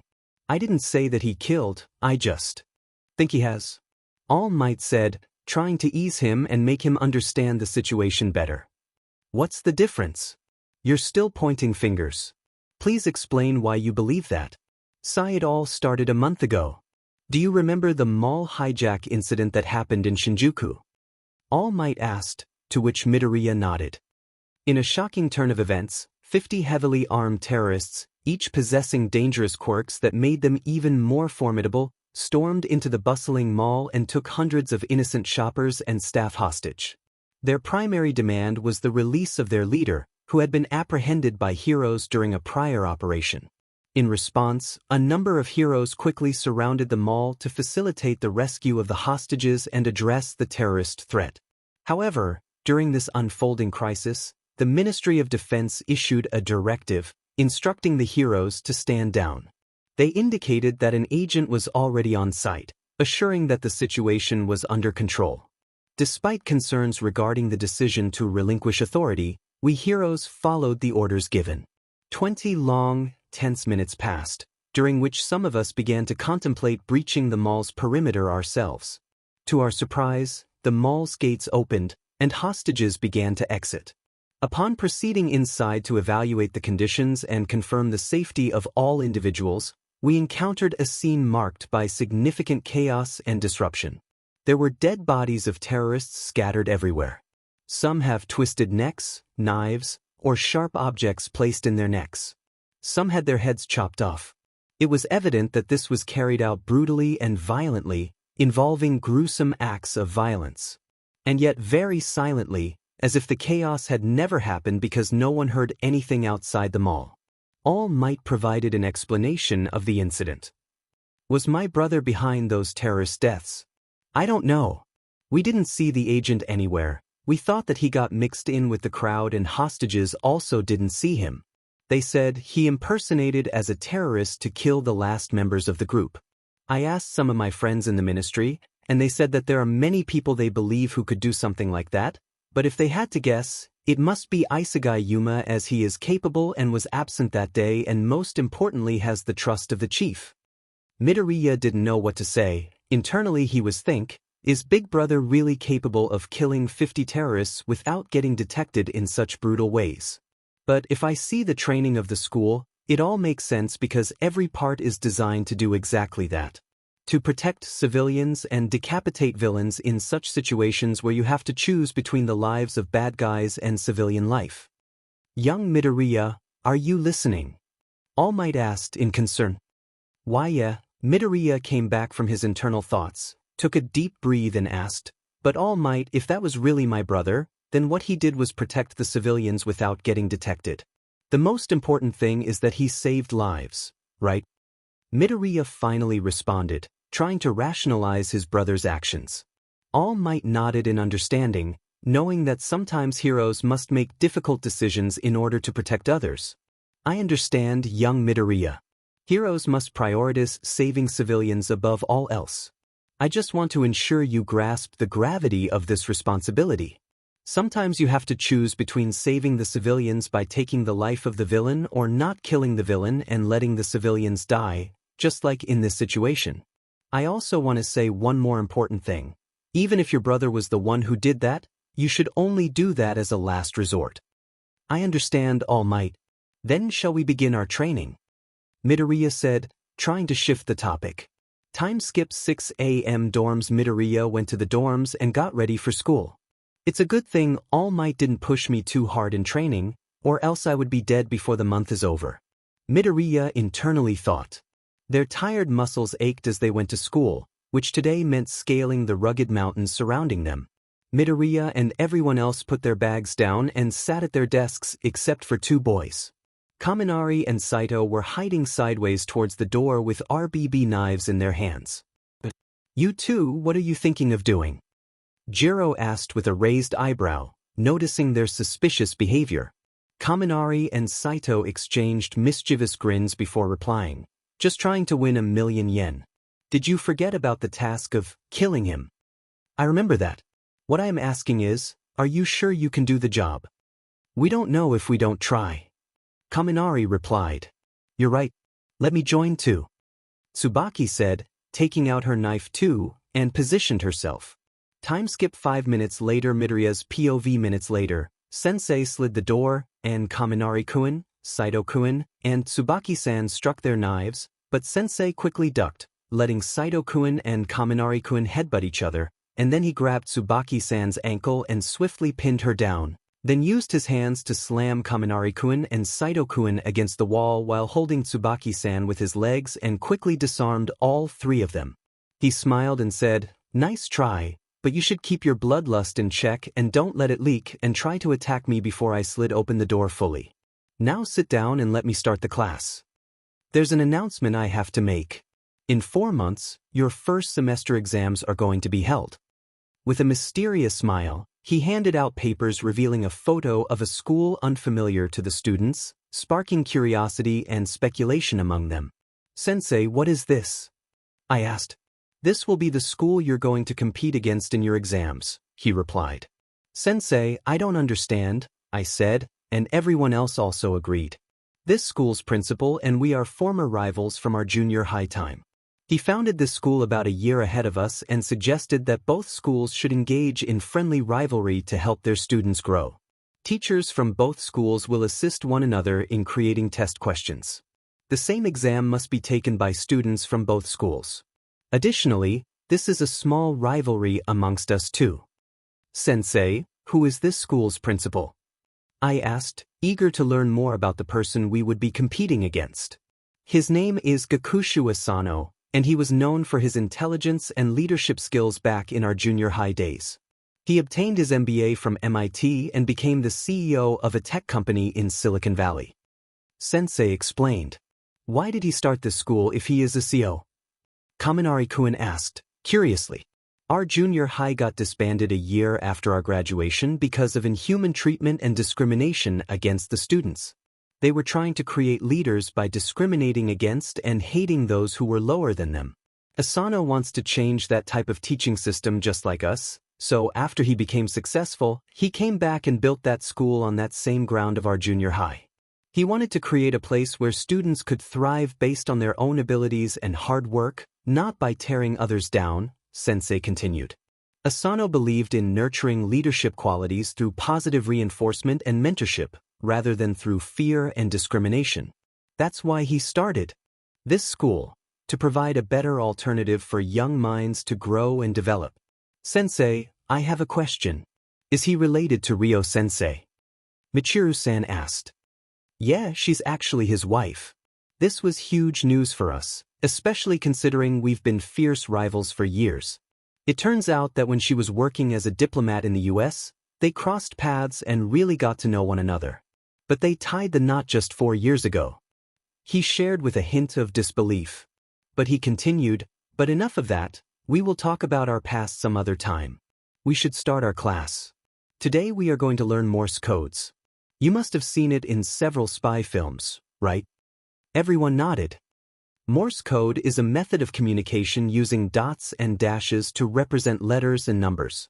It was invented by Samuel Morse in the early 1800s and is still used today in certain situations, such as by amateur radio operators. Today I will teach the basics of conversation, and you have to practice it at home. Bell rings. We started moving to our designated classroom when Sensei called, Jiro-san, can I talk to you for a few minutes alone? To which she nodded and went to talk with him.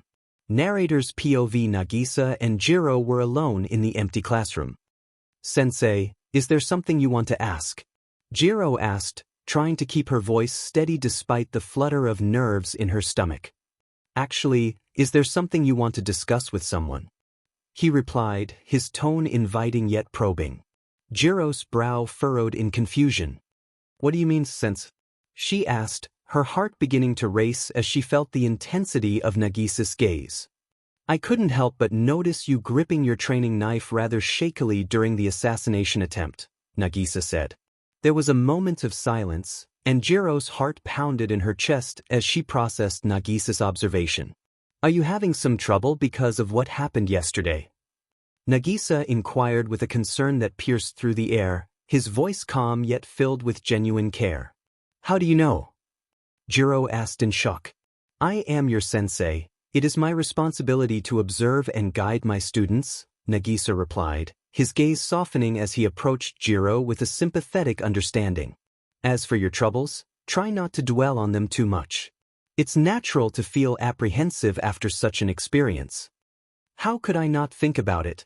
I want to become a hero. I can't fail like that. Failure in my job means lots of casualties. My parents are musicians, but they still let me follow my dream, so I can't fail like this. Jiro said frantically. It's good that you realize the importance of your work because it's the first step in minimizing the mistakes. As humans, we are prone to making mistakes. What matters most is how you learn from those mistakes and grow in the future. Just remember that failure is not the end. It's an opportunity to grow and become better at what you currently are.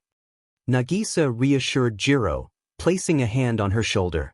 You make mistakes and learn from them here, so that you don't have to make those mistakes again in the future. Jiro understood the meaning of what he was saying. Thank you, Sensei, for the encouragement. I will try to be better and learn from my mistakes here, and I will definitely win that 1 million yen before graduation. In response to this declaration, he just smiled proudly just like his late sensei. Haha, we will see about that. Now go to your class. It's already quite late. Okay, and the day went on like that. Time skipped Saturday. Each day mirrored the intensity of Monday, showcasing the students' mastery in knife handling, bullet evasion, and exceptional gymnastic abilities, underscoring their remarkable growth and resilience. Right now they are climbing mountains for their extra classes. They are excited to meet their new teachers for a day and what they are going to teach them. Hey, who do you think is going to come to teach us? Michiru asked excitedly. I don't know, but it can be someone famous because everyone who teaches us here is either quite famous or is in a very high position. For example, who could have thought that a bureaucrat taught us math? I didn't know that Karma-sensei is a bureaucrat. I had to search his name the next day because I had heard that name somewhere before. Tsubaki said, don't forget about Takebayashi-sensei and Manami-sensei. Saito said excitedly. Yeah, them too, Tsubaki said. I thought I was dreaming when I saw Sugino-sensei as my teacher. I am a big fan of his pitching. I was sad when he announced his retirement, but I am excited to learn from him. Kaminari said. Yuma-sensei is not famous but is a government agent. It's a qualification on its own. Ryo-sensei is a diplomat. and it's a high-level position too. Jiro said. Hinata-san is a professional acrobatics player too. Kaminari said. If we look at it from another angle, there are only 2 teachers we don't know almost anything about, and you know who I am talking about. Saito said and paused for an answer. Nagisa-sensei and Ritsu-sensei, Midoriya replied. Nagisa-sensei is highly trained, as his reflexes and senses are very sharp. He sensed us every time we tried to attack him this week. My guess is that he is also a government agent like Yuma-sensei. Then what about Ritsu-sensei? We didn't see her in the real world. I am now thinking, is she even real? Tsubaki asked. What? Are you saying she is rather than being human? She is an AI. Even if she is, then how are you going to explain her expressions and way of talking? She is as humanly as we are. Jiro said. I am not saying if she is a human or not. What I am saying is that she could be an avatar of someone who is an expert in computer stuff. To protect her identity and teach us, she could have created an avatar. Tsubaki gave her theory. It can be possible, said Saito. During their climbing, the students encountered an elderly couple struggling with canes. The students offered assistance and guided them along the path. Hello, Grandma and Grandpa, do you need some help? Oh kids, thank you for asking. We want to go in the direction of the prep school, which is in the mountain. Can you tell us the direction? The old man asked in a raspy tone. Tsubaki quickly pulled out her phone and opened the map app to show them the way. It's just a bit further up this path. We can give you a ride as we are also going there, she said with a smile. The old couple thanked them and followed along, grateful for the assistance. After a brisk 20-minute trek, they finally arrived at the school, their path marked by challenges. They couldn't have thought these 2 old couples could be this heavy, so they took turns giving them rides. When they reached their destination, they saw that teachers were standing outside the gate. Students dropped the elderlies, and the old couple thanked them when Nagisa came and said, So, you all met your one-day teachers, huh? They are our teachers, sensei. Well, Kid, Sugaya, why don't you introduce yourselves properly? Nagisa said, grinning. Why not, Nagisa? Both elderly said whose voice did not match their age. They stood straight and removed their wigs. My name is Sosuke Sugaya. I am a professional artist, and I will teach you how to disguise for infiltration and hiding in plain sight, said the tall, slender man with light gray/silver hair and dark eyes, as he unveiled his true identity by shedding his mask and layer of skin in hand that helped him in making fake wrinkles in hands. Sugaya is quirkless just like some of his classmates, but during Assassination Classroom, he developed his unique talent of disguise and impersonation and is the best in his class. With only seeing a person 1 or 2 times, he can mimic them perfectly. My name is Akari Shiota Akari Yukimura, and I will teach you how to change your expression proficiently to fool others and let their guard down to attack.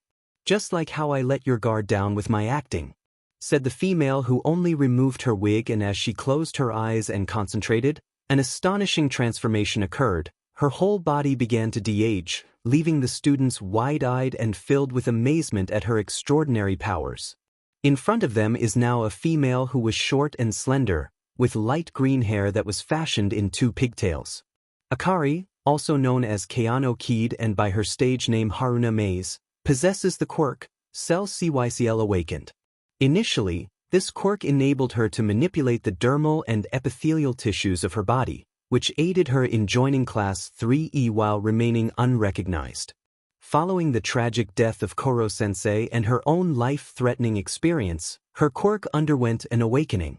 This enhanced ability allows her to control the 𝐒𝐮𝐸𝐶L of various types of cells and tissues in her body that can divide. However, it is essential to understand that she cannot manipulate permanent cells, such as those found in the heart, skeletal muscles, and nerves, as these do not undergo the 𝐒𝐮𝐸𝐶L.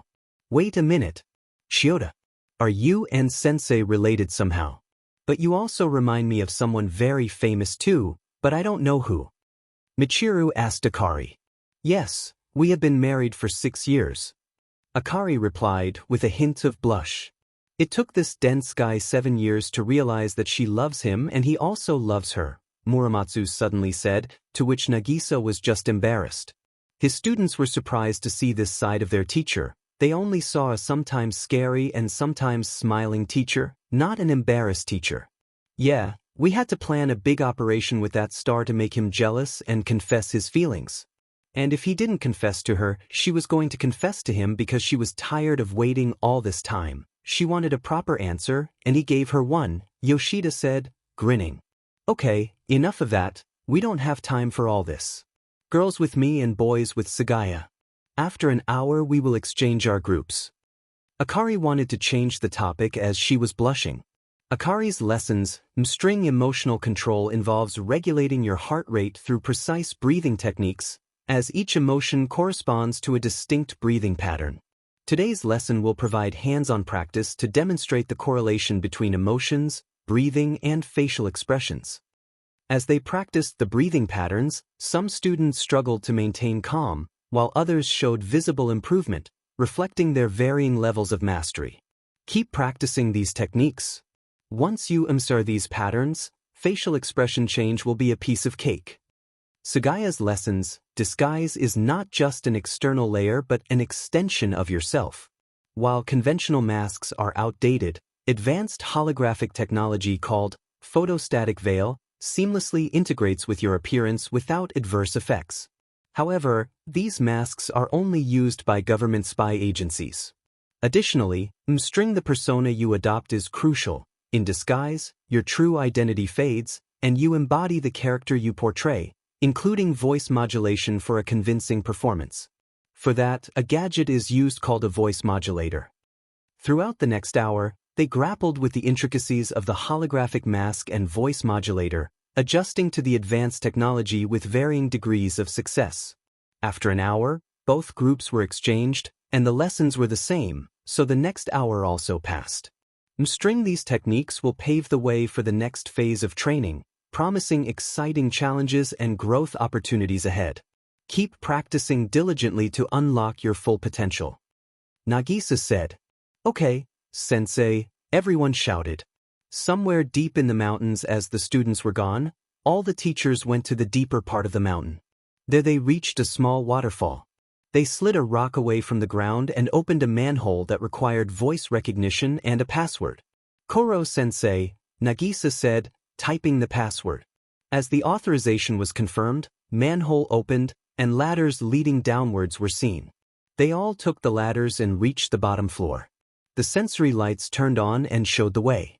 After a minute of walking, another door was seen. This door required the palm print scan, retina scan, voice scan, and a DNA scan of each and every member present there. After the authorization, all of them were taken by a moving platform towards another giant door. But this door slid open automatically. The door revealed a very large area and several familiar faces.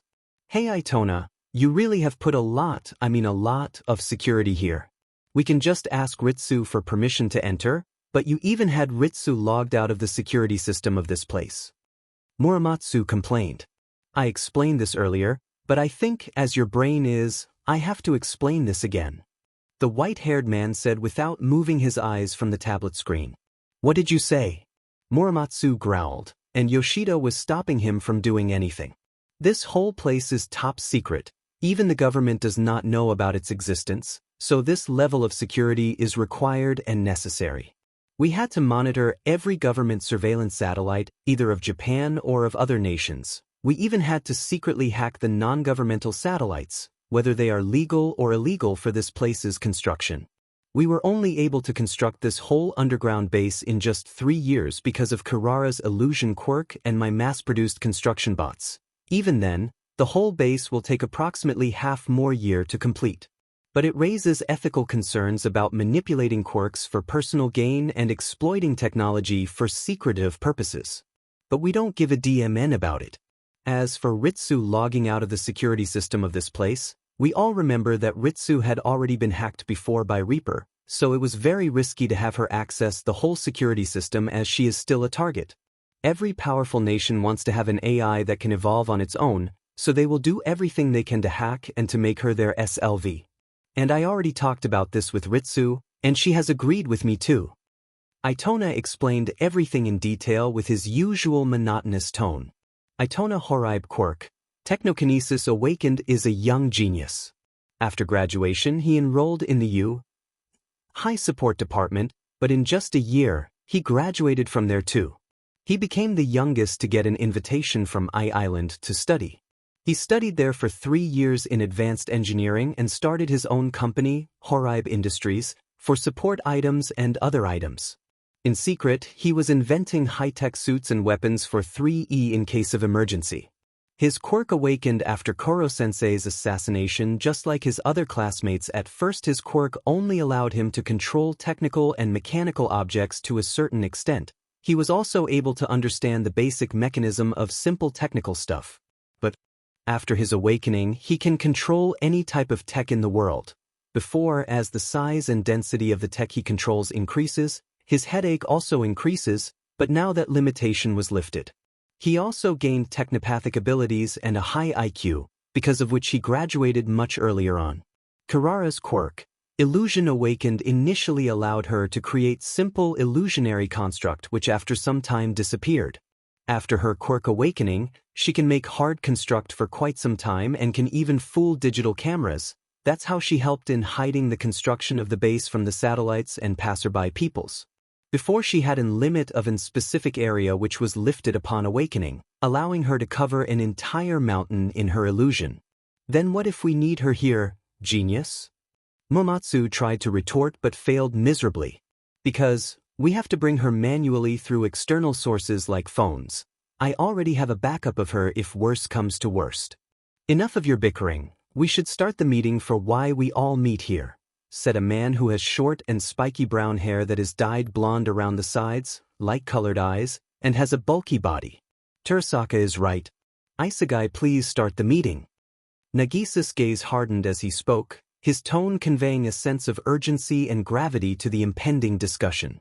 Amidst a hushed anticipation, the group gathered around the imposing meeting table, each member exuding a mix of determination and curiosity as they awaited the discussion to unfold. The desk was digital on which files were present. Let me get straight to the point. The reason why we are here is because we have a mission of infiltration and assassination of the man in front of you. As he said that, a man's hologram came into view. Narrator's POV. Everyone was sitting in their seats and listening to what 𝐒𝐮𝐦𝐦𝐚𝐫𝐲 was saying, because it's rare for them to be given this kind of job, as they are unofficial agents whose existence is known only to Karasuma and Irina. They are given tasks as a last resort when the ministry can't do anything to powerful individuals. Last month, there was a mall hijack incident. Fortunately, I was there and rescued all hostages.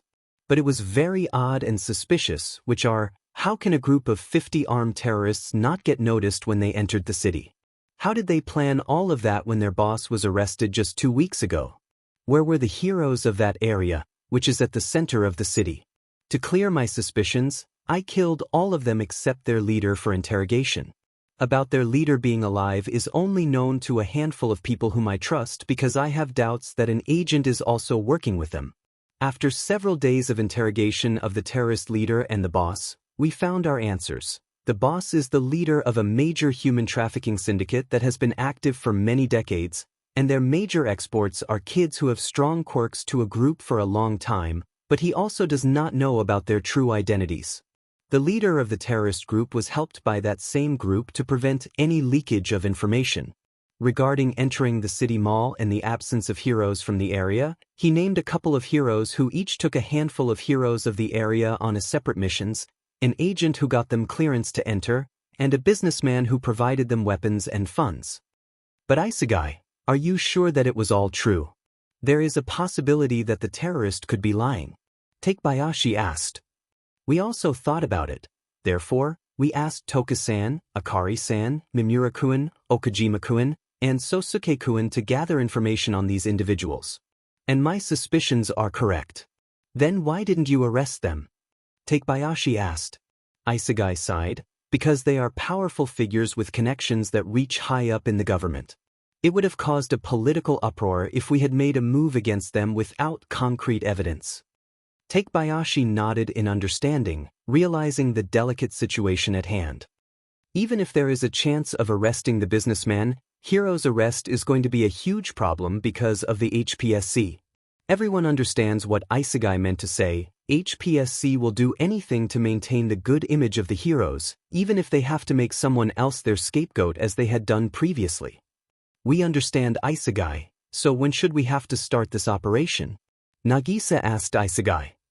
Tomorrow night. That agent has already been arrested, so left are 5 pro heroes and a businessman. So here's the grouping. A/N. I have placed the full names of everyone from the 3E time, before some of them changed their last names. Manami Manam Okuda, Yuzuki Fuwa, Toka Yada, and Hiroto Maiha. Your target will be in a pub Ryoma Terasaka, Kirara Hazama, Teisei Yoshida, and Takuya Muramatsu. Your target lives in a house with high security. Tamahito Sujino, Rinka Hayami, and Ryanosuke Chiba. Your target is going for a meeting in a building. Yukiko Kenzaki, Hinata Okano, Akari Yukimura, and Hinano Kurahashi. Your target is a playboy who goes to this club regularly. Further information in the file. Okajima and Mimura will be on my team. Lastly, Sosuke Sugaya, Karma, and Nagisa will be on the last team. Your target is the businessman. Sugaya, Karma, and Nagisa, we want the businessman alive for interrogation about the dealer of terrorists. Karma's face lightened up when he heard the word, interrogation. Therefore your mission will be the hardest one. Itona and Ritsu will provide technical support. Now you're free to do planning for your mission. Good luck to all of you. Everyone started planning with their groups. Ritsu provided them the maps and escape routes of the buildings their missions are going to be. Itona started checkup and adjustments on the nanosuits for the mission.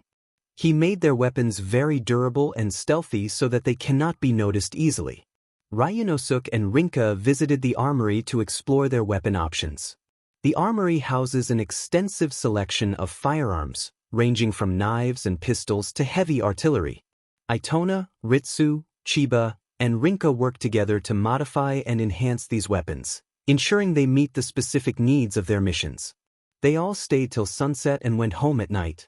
Time skip, Sunday 6 p.m. Are you all ready for your mission? 𝐒𝐮𝐦𝐴 asked everyone one last time. To which everyone nodded. Everyone was wearing an outfit required for the mission.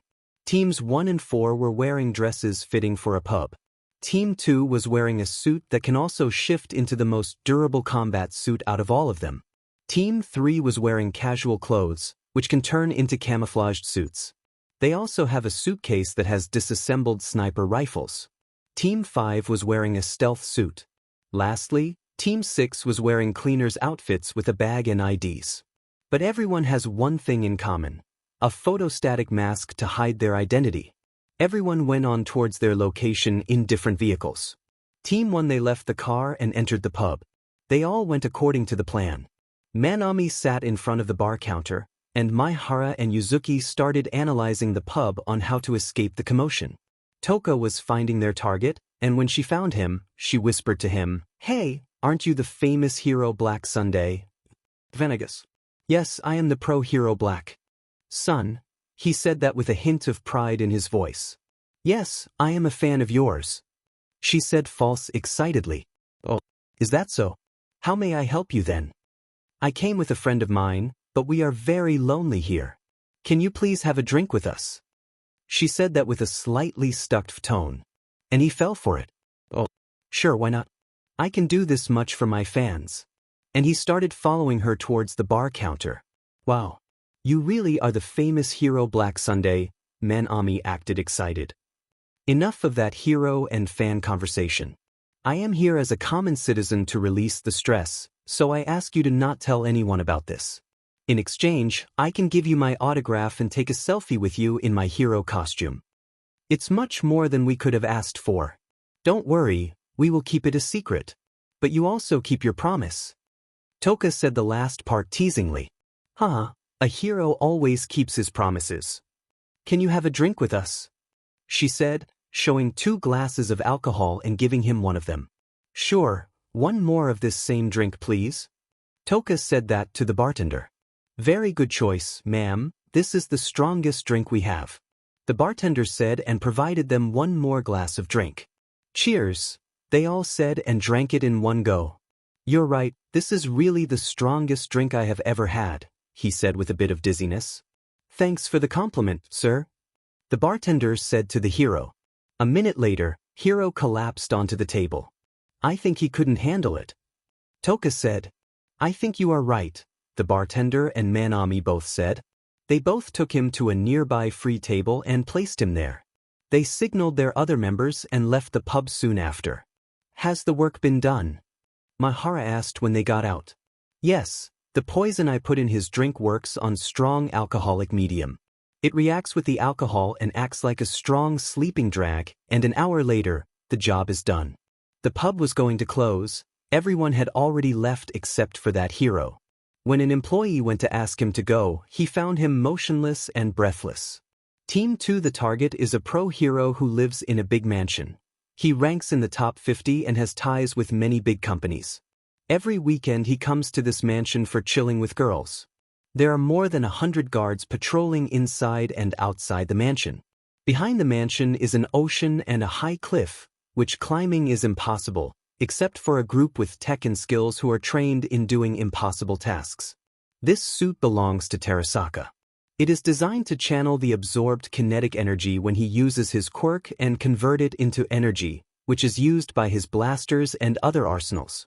Terasaka's quirk, Kinetic Energy Awakened in the past, allowed him to take all the kinetic energy when he got hit but couldn't release it directly, for that he has released it bit by bit using brute force. That made him a brute and delinquent. He cannot get hurt through simple means and have to release it through fighting. But there was an upper limit up to how much he could absorb. After that his limit was touched, he can get hurt like a normal human. After he, unintentionally, caused the pool incident, he made a resolve to be the shield of the class. This resolve got strengthened after Koro-sensei's departure and allowed his quirk to awaken. Now he can channel the whole kinetic energy in a huge blast like Kamehameha and can store the energy for how much he wants. He also has upper limit, but the limit can be broken after training multiple times. This suit belongs to Karara. It is designed specifically for her agility, mobility, and stealth. It is more durable and resistant than any female suits. She carries a nanosword made with highly condensed nanomachines. This suit belongs to Taisei Yoshida. This suit is made to withstand high impacts from powerful enemies and for hand-to-hand combat. Using this suit, he can even fly by continuously regulating the RPM of the turbines present in the wings. Yoshida's quirk, RPM Awakened, lets him control the RPM of any object. Initially he had a limit of increasing the RPM to only 2 times, but now that limit is lifted. He is also the source of energy in the base. Using his quirk, he can generate power by rotating the turbines. This belongs to Takuya Muramatsu. This suit is designed for repulsor and laser firing like Iron Man's suit and equipped with multiple plasma blades for cutting and slicing. This suit is also very durable and resistant. Muramatsu's quirk, Profit Loss Awakened, grants him the ability to calculate the profit and loss for any business venture he is involved in with incredible accuracy. This quirk also allows him to make strategic decisions based on financial data, giving him a significant advantage in the world of commerce. Previously, it only let him calculate for a short PRD of time, but now he can plan for long-term investments. They climbed the cliff with their camouflaged mode on. The night also helped them in sneaking. As soon as they reached the top, they made sure no one was there. They attacked 4 unsuspecting guards, impersonated them, and disabled the security cameras before making their way into the mansion.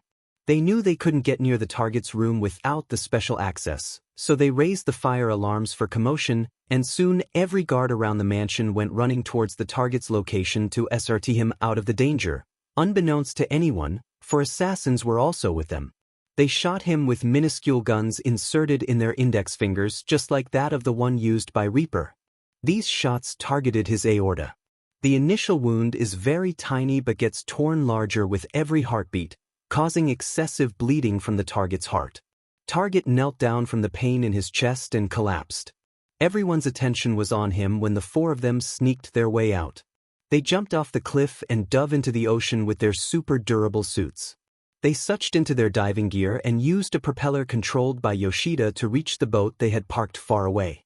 Team 3 targets POV. I got out of my car and went inside the building. Good evening, sir. The boss is waiting for you at the top floor. The female secretary greeted and said, to which I followed her. I made a huge deal with this construction company. According to this deal, I cause a lot of property damage. The government men pass the tender of reconstruction to this company, and this company gains profits and gives me 20% out of it, and the men who give them tender 20%. To cover the deal, this company donates this money to my agency annually. In this way, they hit 2 birds with 1 stone. They get the money and reputation of being generous to help agencies grow. I was thinking about my relationship with the company. I should be thanking the HPSC for being as they are now. Because of them, heroes like me can do things like this without worrying about reputation, given that they will do everything to maintain the good image of the heroes as long as I am a high-ranking hero. I was internally chuckling thinking about this. We reached the room where the meeting will be held. There sat everyone who are part of this deal. The boss, behind him, stood his secretary, and on the other side, government employees who provide tender. I sat in the free seat. Then the secretary announced the reason why we are all here. Good evening, everyone. As you all are aware, the reason for this meeting is the renewal of our contract. If you have any changes you want to make, please tell us. No one said a word. They are gaining free money without any real effort anyway. So, we begin reading our contract. If you do not have anything to add, please sig, boom. She was saying when suddenly the glass shattered and something launched towards us. Narrator's POV. A few minutes earlier, 3 individuals were on the roof of the building opposite of their targets. They were in a camouflaged mode and reassembling their sniper rifles. The target has entered the building, 𝐒𝐮𝐦𝐦𝐚𝐫𝐲 announced. He was using binoculars to observe. This suit belongs to 𝐒𝐮𝐦𝐦𝐚𝐫𝐲 and is specifically designed for his quirk. This suit lets him calculate the trajectory for long-range attacks and set his posture correct for throwing projectiles. Roger, sniper rifles are in their position. 6 targets are locked on. Both snipers also announced. This suit belongs to Ryunosuke Chiba. This suit is for sniping and lets him correct his posture and is also made for combat. The guns they are using are plasma guns which use plasma-accelerated bullets which reduces the sound and increases the impact. This gun can be disassembled and reassemble into 2 other variations for more power. I am ready to break the glass. 3, 2, 1, 𝐒𝐮𝐦𝐦𝐚𝐫𝐲 threw a metallic ball to break the bulletproof glass with controlled speed to minimize the damage and leave the buildings next to it. Windows are shattered. Bang bang bang. Target 1, 3, and 5 are down. Ryunosuke announced in a low and calm voice. Ryunosuke Chiba's quirk. Motion calculation awakened in the past let him approximate the kinematic and ballistic calculation at a fast rate. But in awakened form, he can control the trajectory and velocity of anything that has been propelled through ignition, like bullets and mini-rockets. The only drawback is that his control over projectiles inversely depends upon the size and mass of the object, which means he cannot control the object that has a very big mass, like big missiles and jets. Like most of the E-class, his quirk awakening is not registered. Bang bang bang. Targets 2, 4, and 6 are also down. Rinka announced. This suit belongs to Rinka Chiba Rinka Hayami. This suit may not look much but is excellent for agility, sniping, and balance which she is famous for. When she and Ryunosuke have same targets, then the mini-computer automatically calculates and told them who is targeting whom. Hayami Rinka is quirkless, but her excellent balance and kinetic vision gained her the reputation of being the best sniper in the whole class. Sending miniature drone for confirmation, 𝐒𝐮𝐦𝐦𝐚𝐫𝐲 said. Launching a miniature drone. The drone flew and reached the collapsed floor and sent the video feed of what it was seeing. Deaths confirmed. Mission successful. Returning to the rendezvous point. 𝐒𝐮𝐦𝐦𝐚𝐫𝐲 announced. They disassembled their weapons and reached the ground floor, where a crowd was gathering to see what happened to the building. Team 4's plan was the same as Team 2's. Yukiko and Hinata will stuck him and take him to a secluded area. Akari and Hinano will make sure that no one notices them. When the hero was flirting with Yukiko, Hinata kicked him in the jawline and broke it, causing him to collapse to the ground.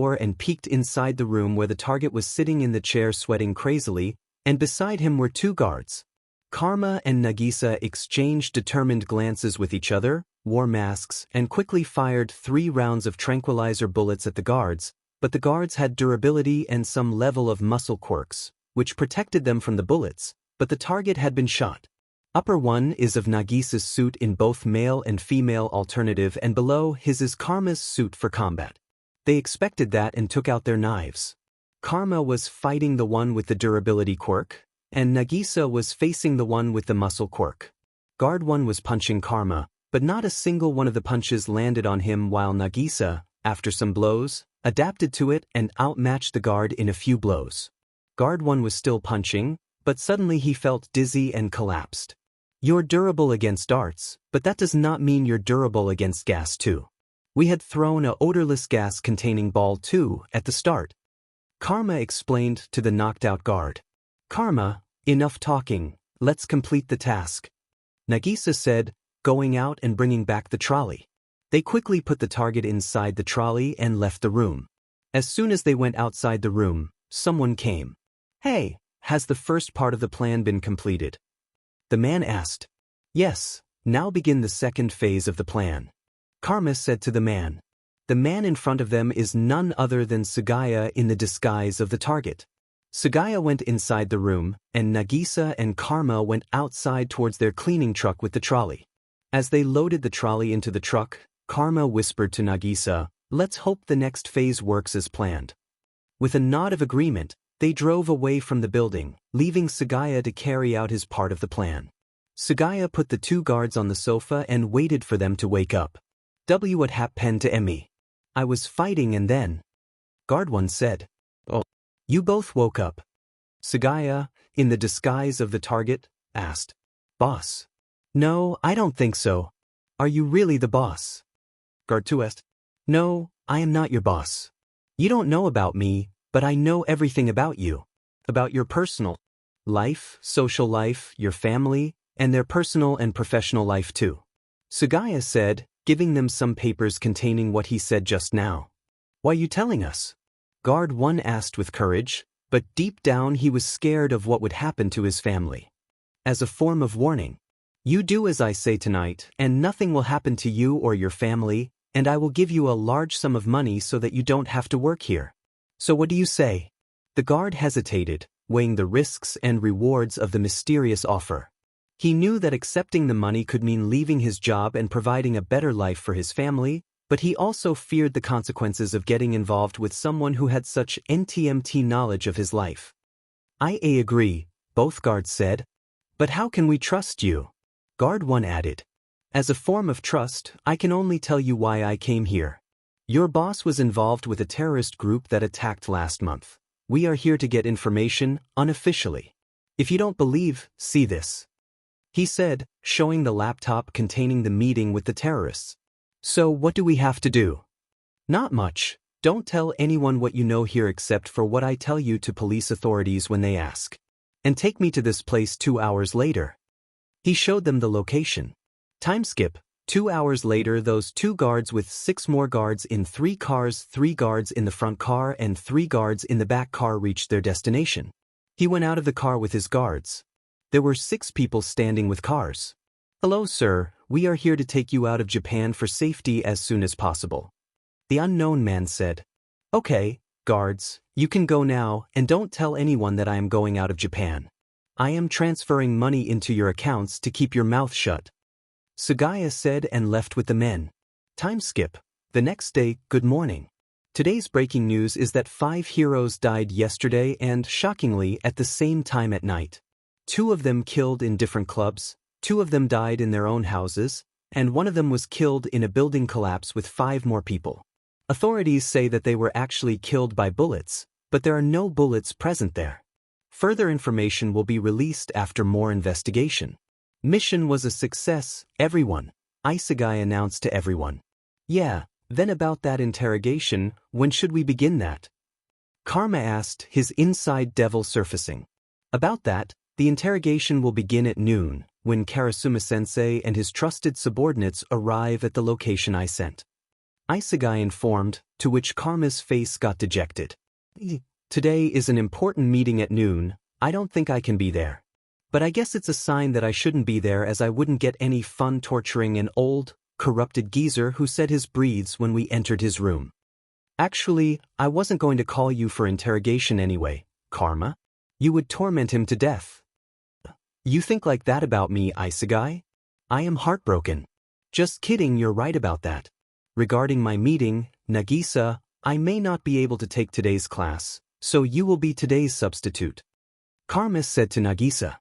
"Yeah, I also cannot take today's class because of interrogation," 𝐒𝐮𝐬𝐽 also said to 𝐻𝐵𝐲. "Don't worry, I will take care of it." 𝐻𝐵𝐲 replied to both of them.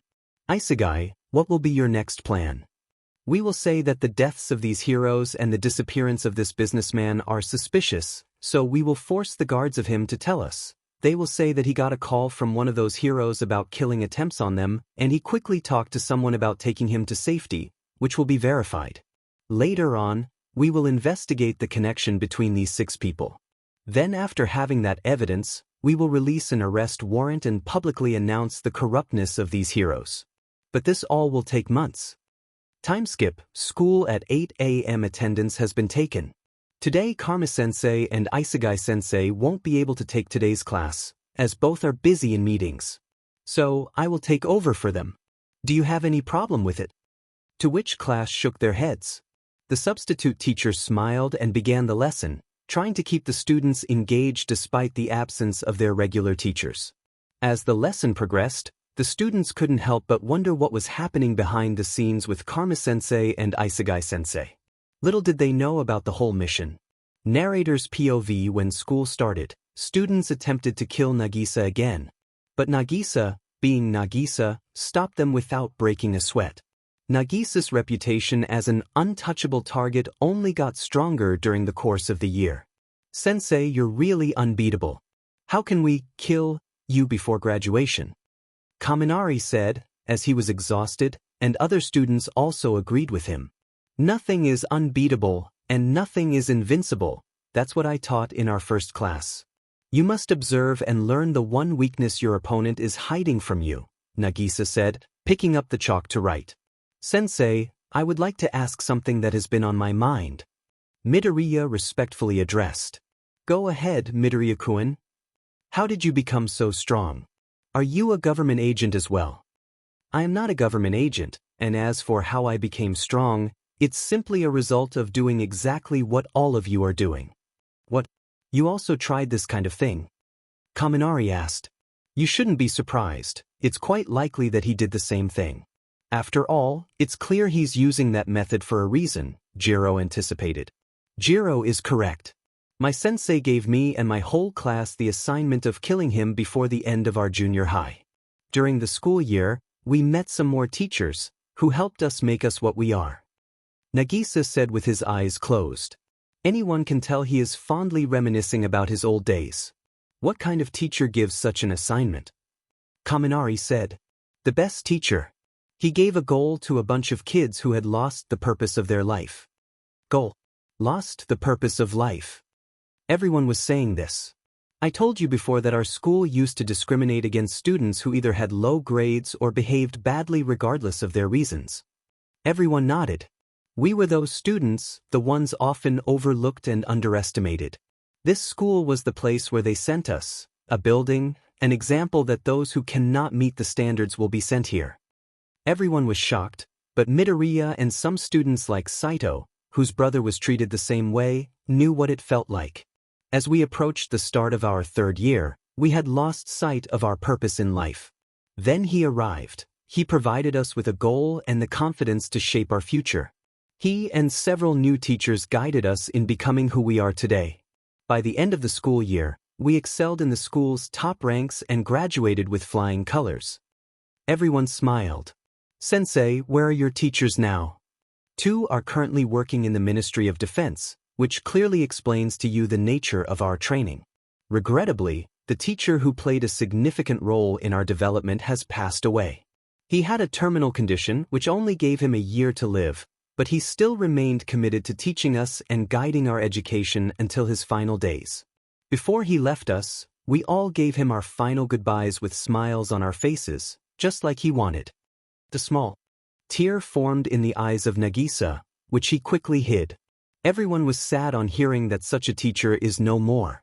Truly an inspiring teacher you had, Sensei. Yeah, he was inspiring and he would be happy to know that we are doing good in our lives. But we cannot stop our class for him, can we? Nagisa again went back to his usual self. I told you about my idol. Who is your inspiration? Well, if I say so about myself, my brother is my inspiration, Saito said. Heroes who help people are my inspiration, Jiro said. Mine too, Reiko said. Show Yuta Aizawa, aka Erase Your Head. Shinso simply said. Nagisa smiled at the mention of Aizawa's name. All Might, Midoriya said. Mine too, Kaminari said. Scientists and researchers who push the boundaries of knowledge, Tsubaki said. My grandfather, who started the family business from scratch, Ryu said shyly. Mine too, his grandfather also helped my father start our family business, Michiru said. Good thing you all have someone who inspires you. So let's start our class, which will be a philosophical debate. So are you ready? Everyone in unison said, yeah. So starting with heroes, what trait about heroes actually inspires you? Is it their bravery, selflessness, or determination? Shinso asked, looking around the room for responses. Anyone else? Helping others, Jiro said. Defeating villains. Kaminari said unsurely. Then what's the meaning of a villain? Nagisa asked. Those who break the law for personal gain. Then what is the difference between a criminal and a villain? Nagisa again asked. Aren't both the same? Tsubaki asked. No. Not every law offender is handcuffed with quirk-suppressing bracelets. Those who break the law but do not use their quirks for breaking the law are called criminals, and those who use their quirks for illegal use and personal gain are called villains. Keep in mind, every villain is a criminal, but not every criminal is a villain. But villain has one more difference, and that is intentions. Can anyone tell me why that is? Midoriya raised his hand. They have the intention of hurting a civilian without any reason. On the other hand, criminals have some kind of reason for committing a crime. Correct, Midoriya-kun. But Sensei, how can we determine what their intentions are? Saito asked. To better understand this, I will give you a scenario. Tell me if it's a villain or criminal situation. Let's say a man held an innocent civilian hostage in a bank while robbing. Villain, because the man is trying to hurt a civilian, 𝐻𝐻𝐻𝐿 said. Criminal, 𝐒𝐻𝐻𝐻𝐿 interjected. Because he is trying to hurt a civilian rather than downright killing. By taking a hostage, he shows that he also doesn't want to hurt anyone. But he is still committing a crime, 𝐻𝐻𝐻𝐿 said. But we don't know his intentions, right? 𝐒𝐻𝐻𝐻𝐿 countered him. 𝐒𝐻𝐻𝐻𝐿 is correct. You don't know his intentions, therefore, you cannot brand him a villain, and if he isn't a villain, that means there is still a chance of saving the hostage. 𝐻𝐻𝐻𝐿 said. Then how can we tell what their intentions are? 𝐒𝐻𝐻𝐻𝐿 asked. By talking to them. This is a hostage situation.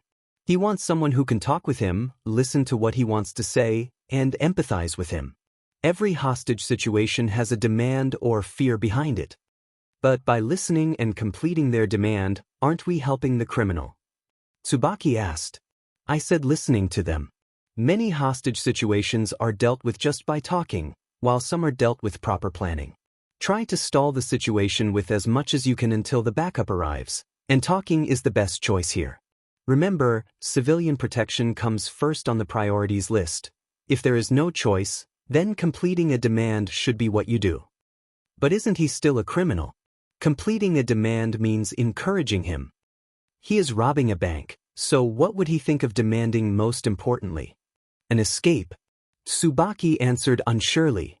Correct. Can you tell me what would be the reason for him robbing a bank? Nagisa asked the whole class. Maybe greed. Saito said. Maybe or maybe not. He may be doing it because he has a starving family to feed, an urgent need for money for a surgical operation, or someone is blackmailing him. This is why it's important to understand the full situation. If we were to split it into categories, we could say, people do good or bad things, and they can do them for good or bad reasons. Obviously, I'm oversimplifying. Good and bad rarely exist in reality, but bear with me. The criminal who robs may or may not be doing it for a good reason. If they are, is doing a bad thing for a good reason better or worse than doing anything for bad reasons? Does it really matter? Either way, your job is to arrest them. Your job isn't to demonize them. Calling them a villain, for example, when you don't know the whole story. Hero society tends to do this to people, which further pushes petty criminals down the illegal path. You've been raised to see things as black or white, hero versus villain, good versus bad. When it comes to determining the right choices to make in the gray area, there's no simple answer, but I'd like you all to think about it. He gave them something to ponder. Does that apply to heroes too? Means gray or bad heroes? Shinso asked. You could say that.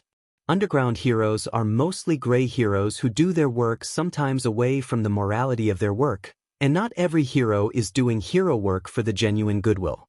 Many of them are doing it for fame and money. You can even find such heroes even in the top. Underground heroes are also not always good-willed. They use their underground status to work for mafias and underworld leaders for money. So, there aren't heroes who are pure at heart, just what kids like to imagine. Shinso said. Maybe or maybe not. But there can be. You people can be heroes and change the society by hard work. Nagisa continued and said, so now tell me what it truly means to be a hero. What makes them a true hero? Daria, this whole time, was in his own thoughts, thinking deeply about what Nagisa had said. He put his own life before himself to give him an answer and finally got it. It's hope. Everyone's eyes were on him. It's about giving a powerless and helpless person hope and courage to face the darkness and keep moving forward. It's about inspiring others to believe in themselves and strive for a better future. Everyone nodded in agreement, understanding the true essence of being a hero. Correct, Midoriya. A true hero's job is not only to selflessly help people or have indomitable will and determination. It's about how you can change people for the better or how you can inspire people to fight for themselves. Always do good work, but also inspire others to do good work. Everyone was smiling. They got the message loud and clear. Being a hero is not just about physical strength but also about uplifting others and spreading positivity. They were ready to embrace the true meaning of heroism and make a difference in the world. Just 10 minutes were left before the end of the homeroom PRD. So Midoriya asked him another question. Sensei, why didn't you become a hero? You can easily become a fine hero. Midoriya, what did I tell you? Always do good work and inspire others too, and just like a hero, being a teacher also lets me do this. Sensei, I have another question. Do you think I can become a hero like All Might? Just like how you continued your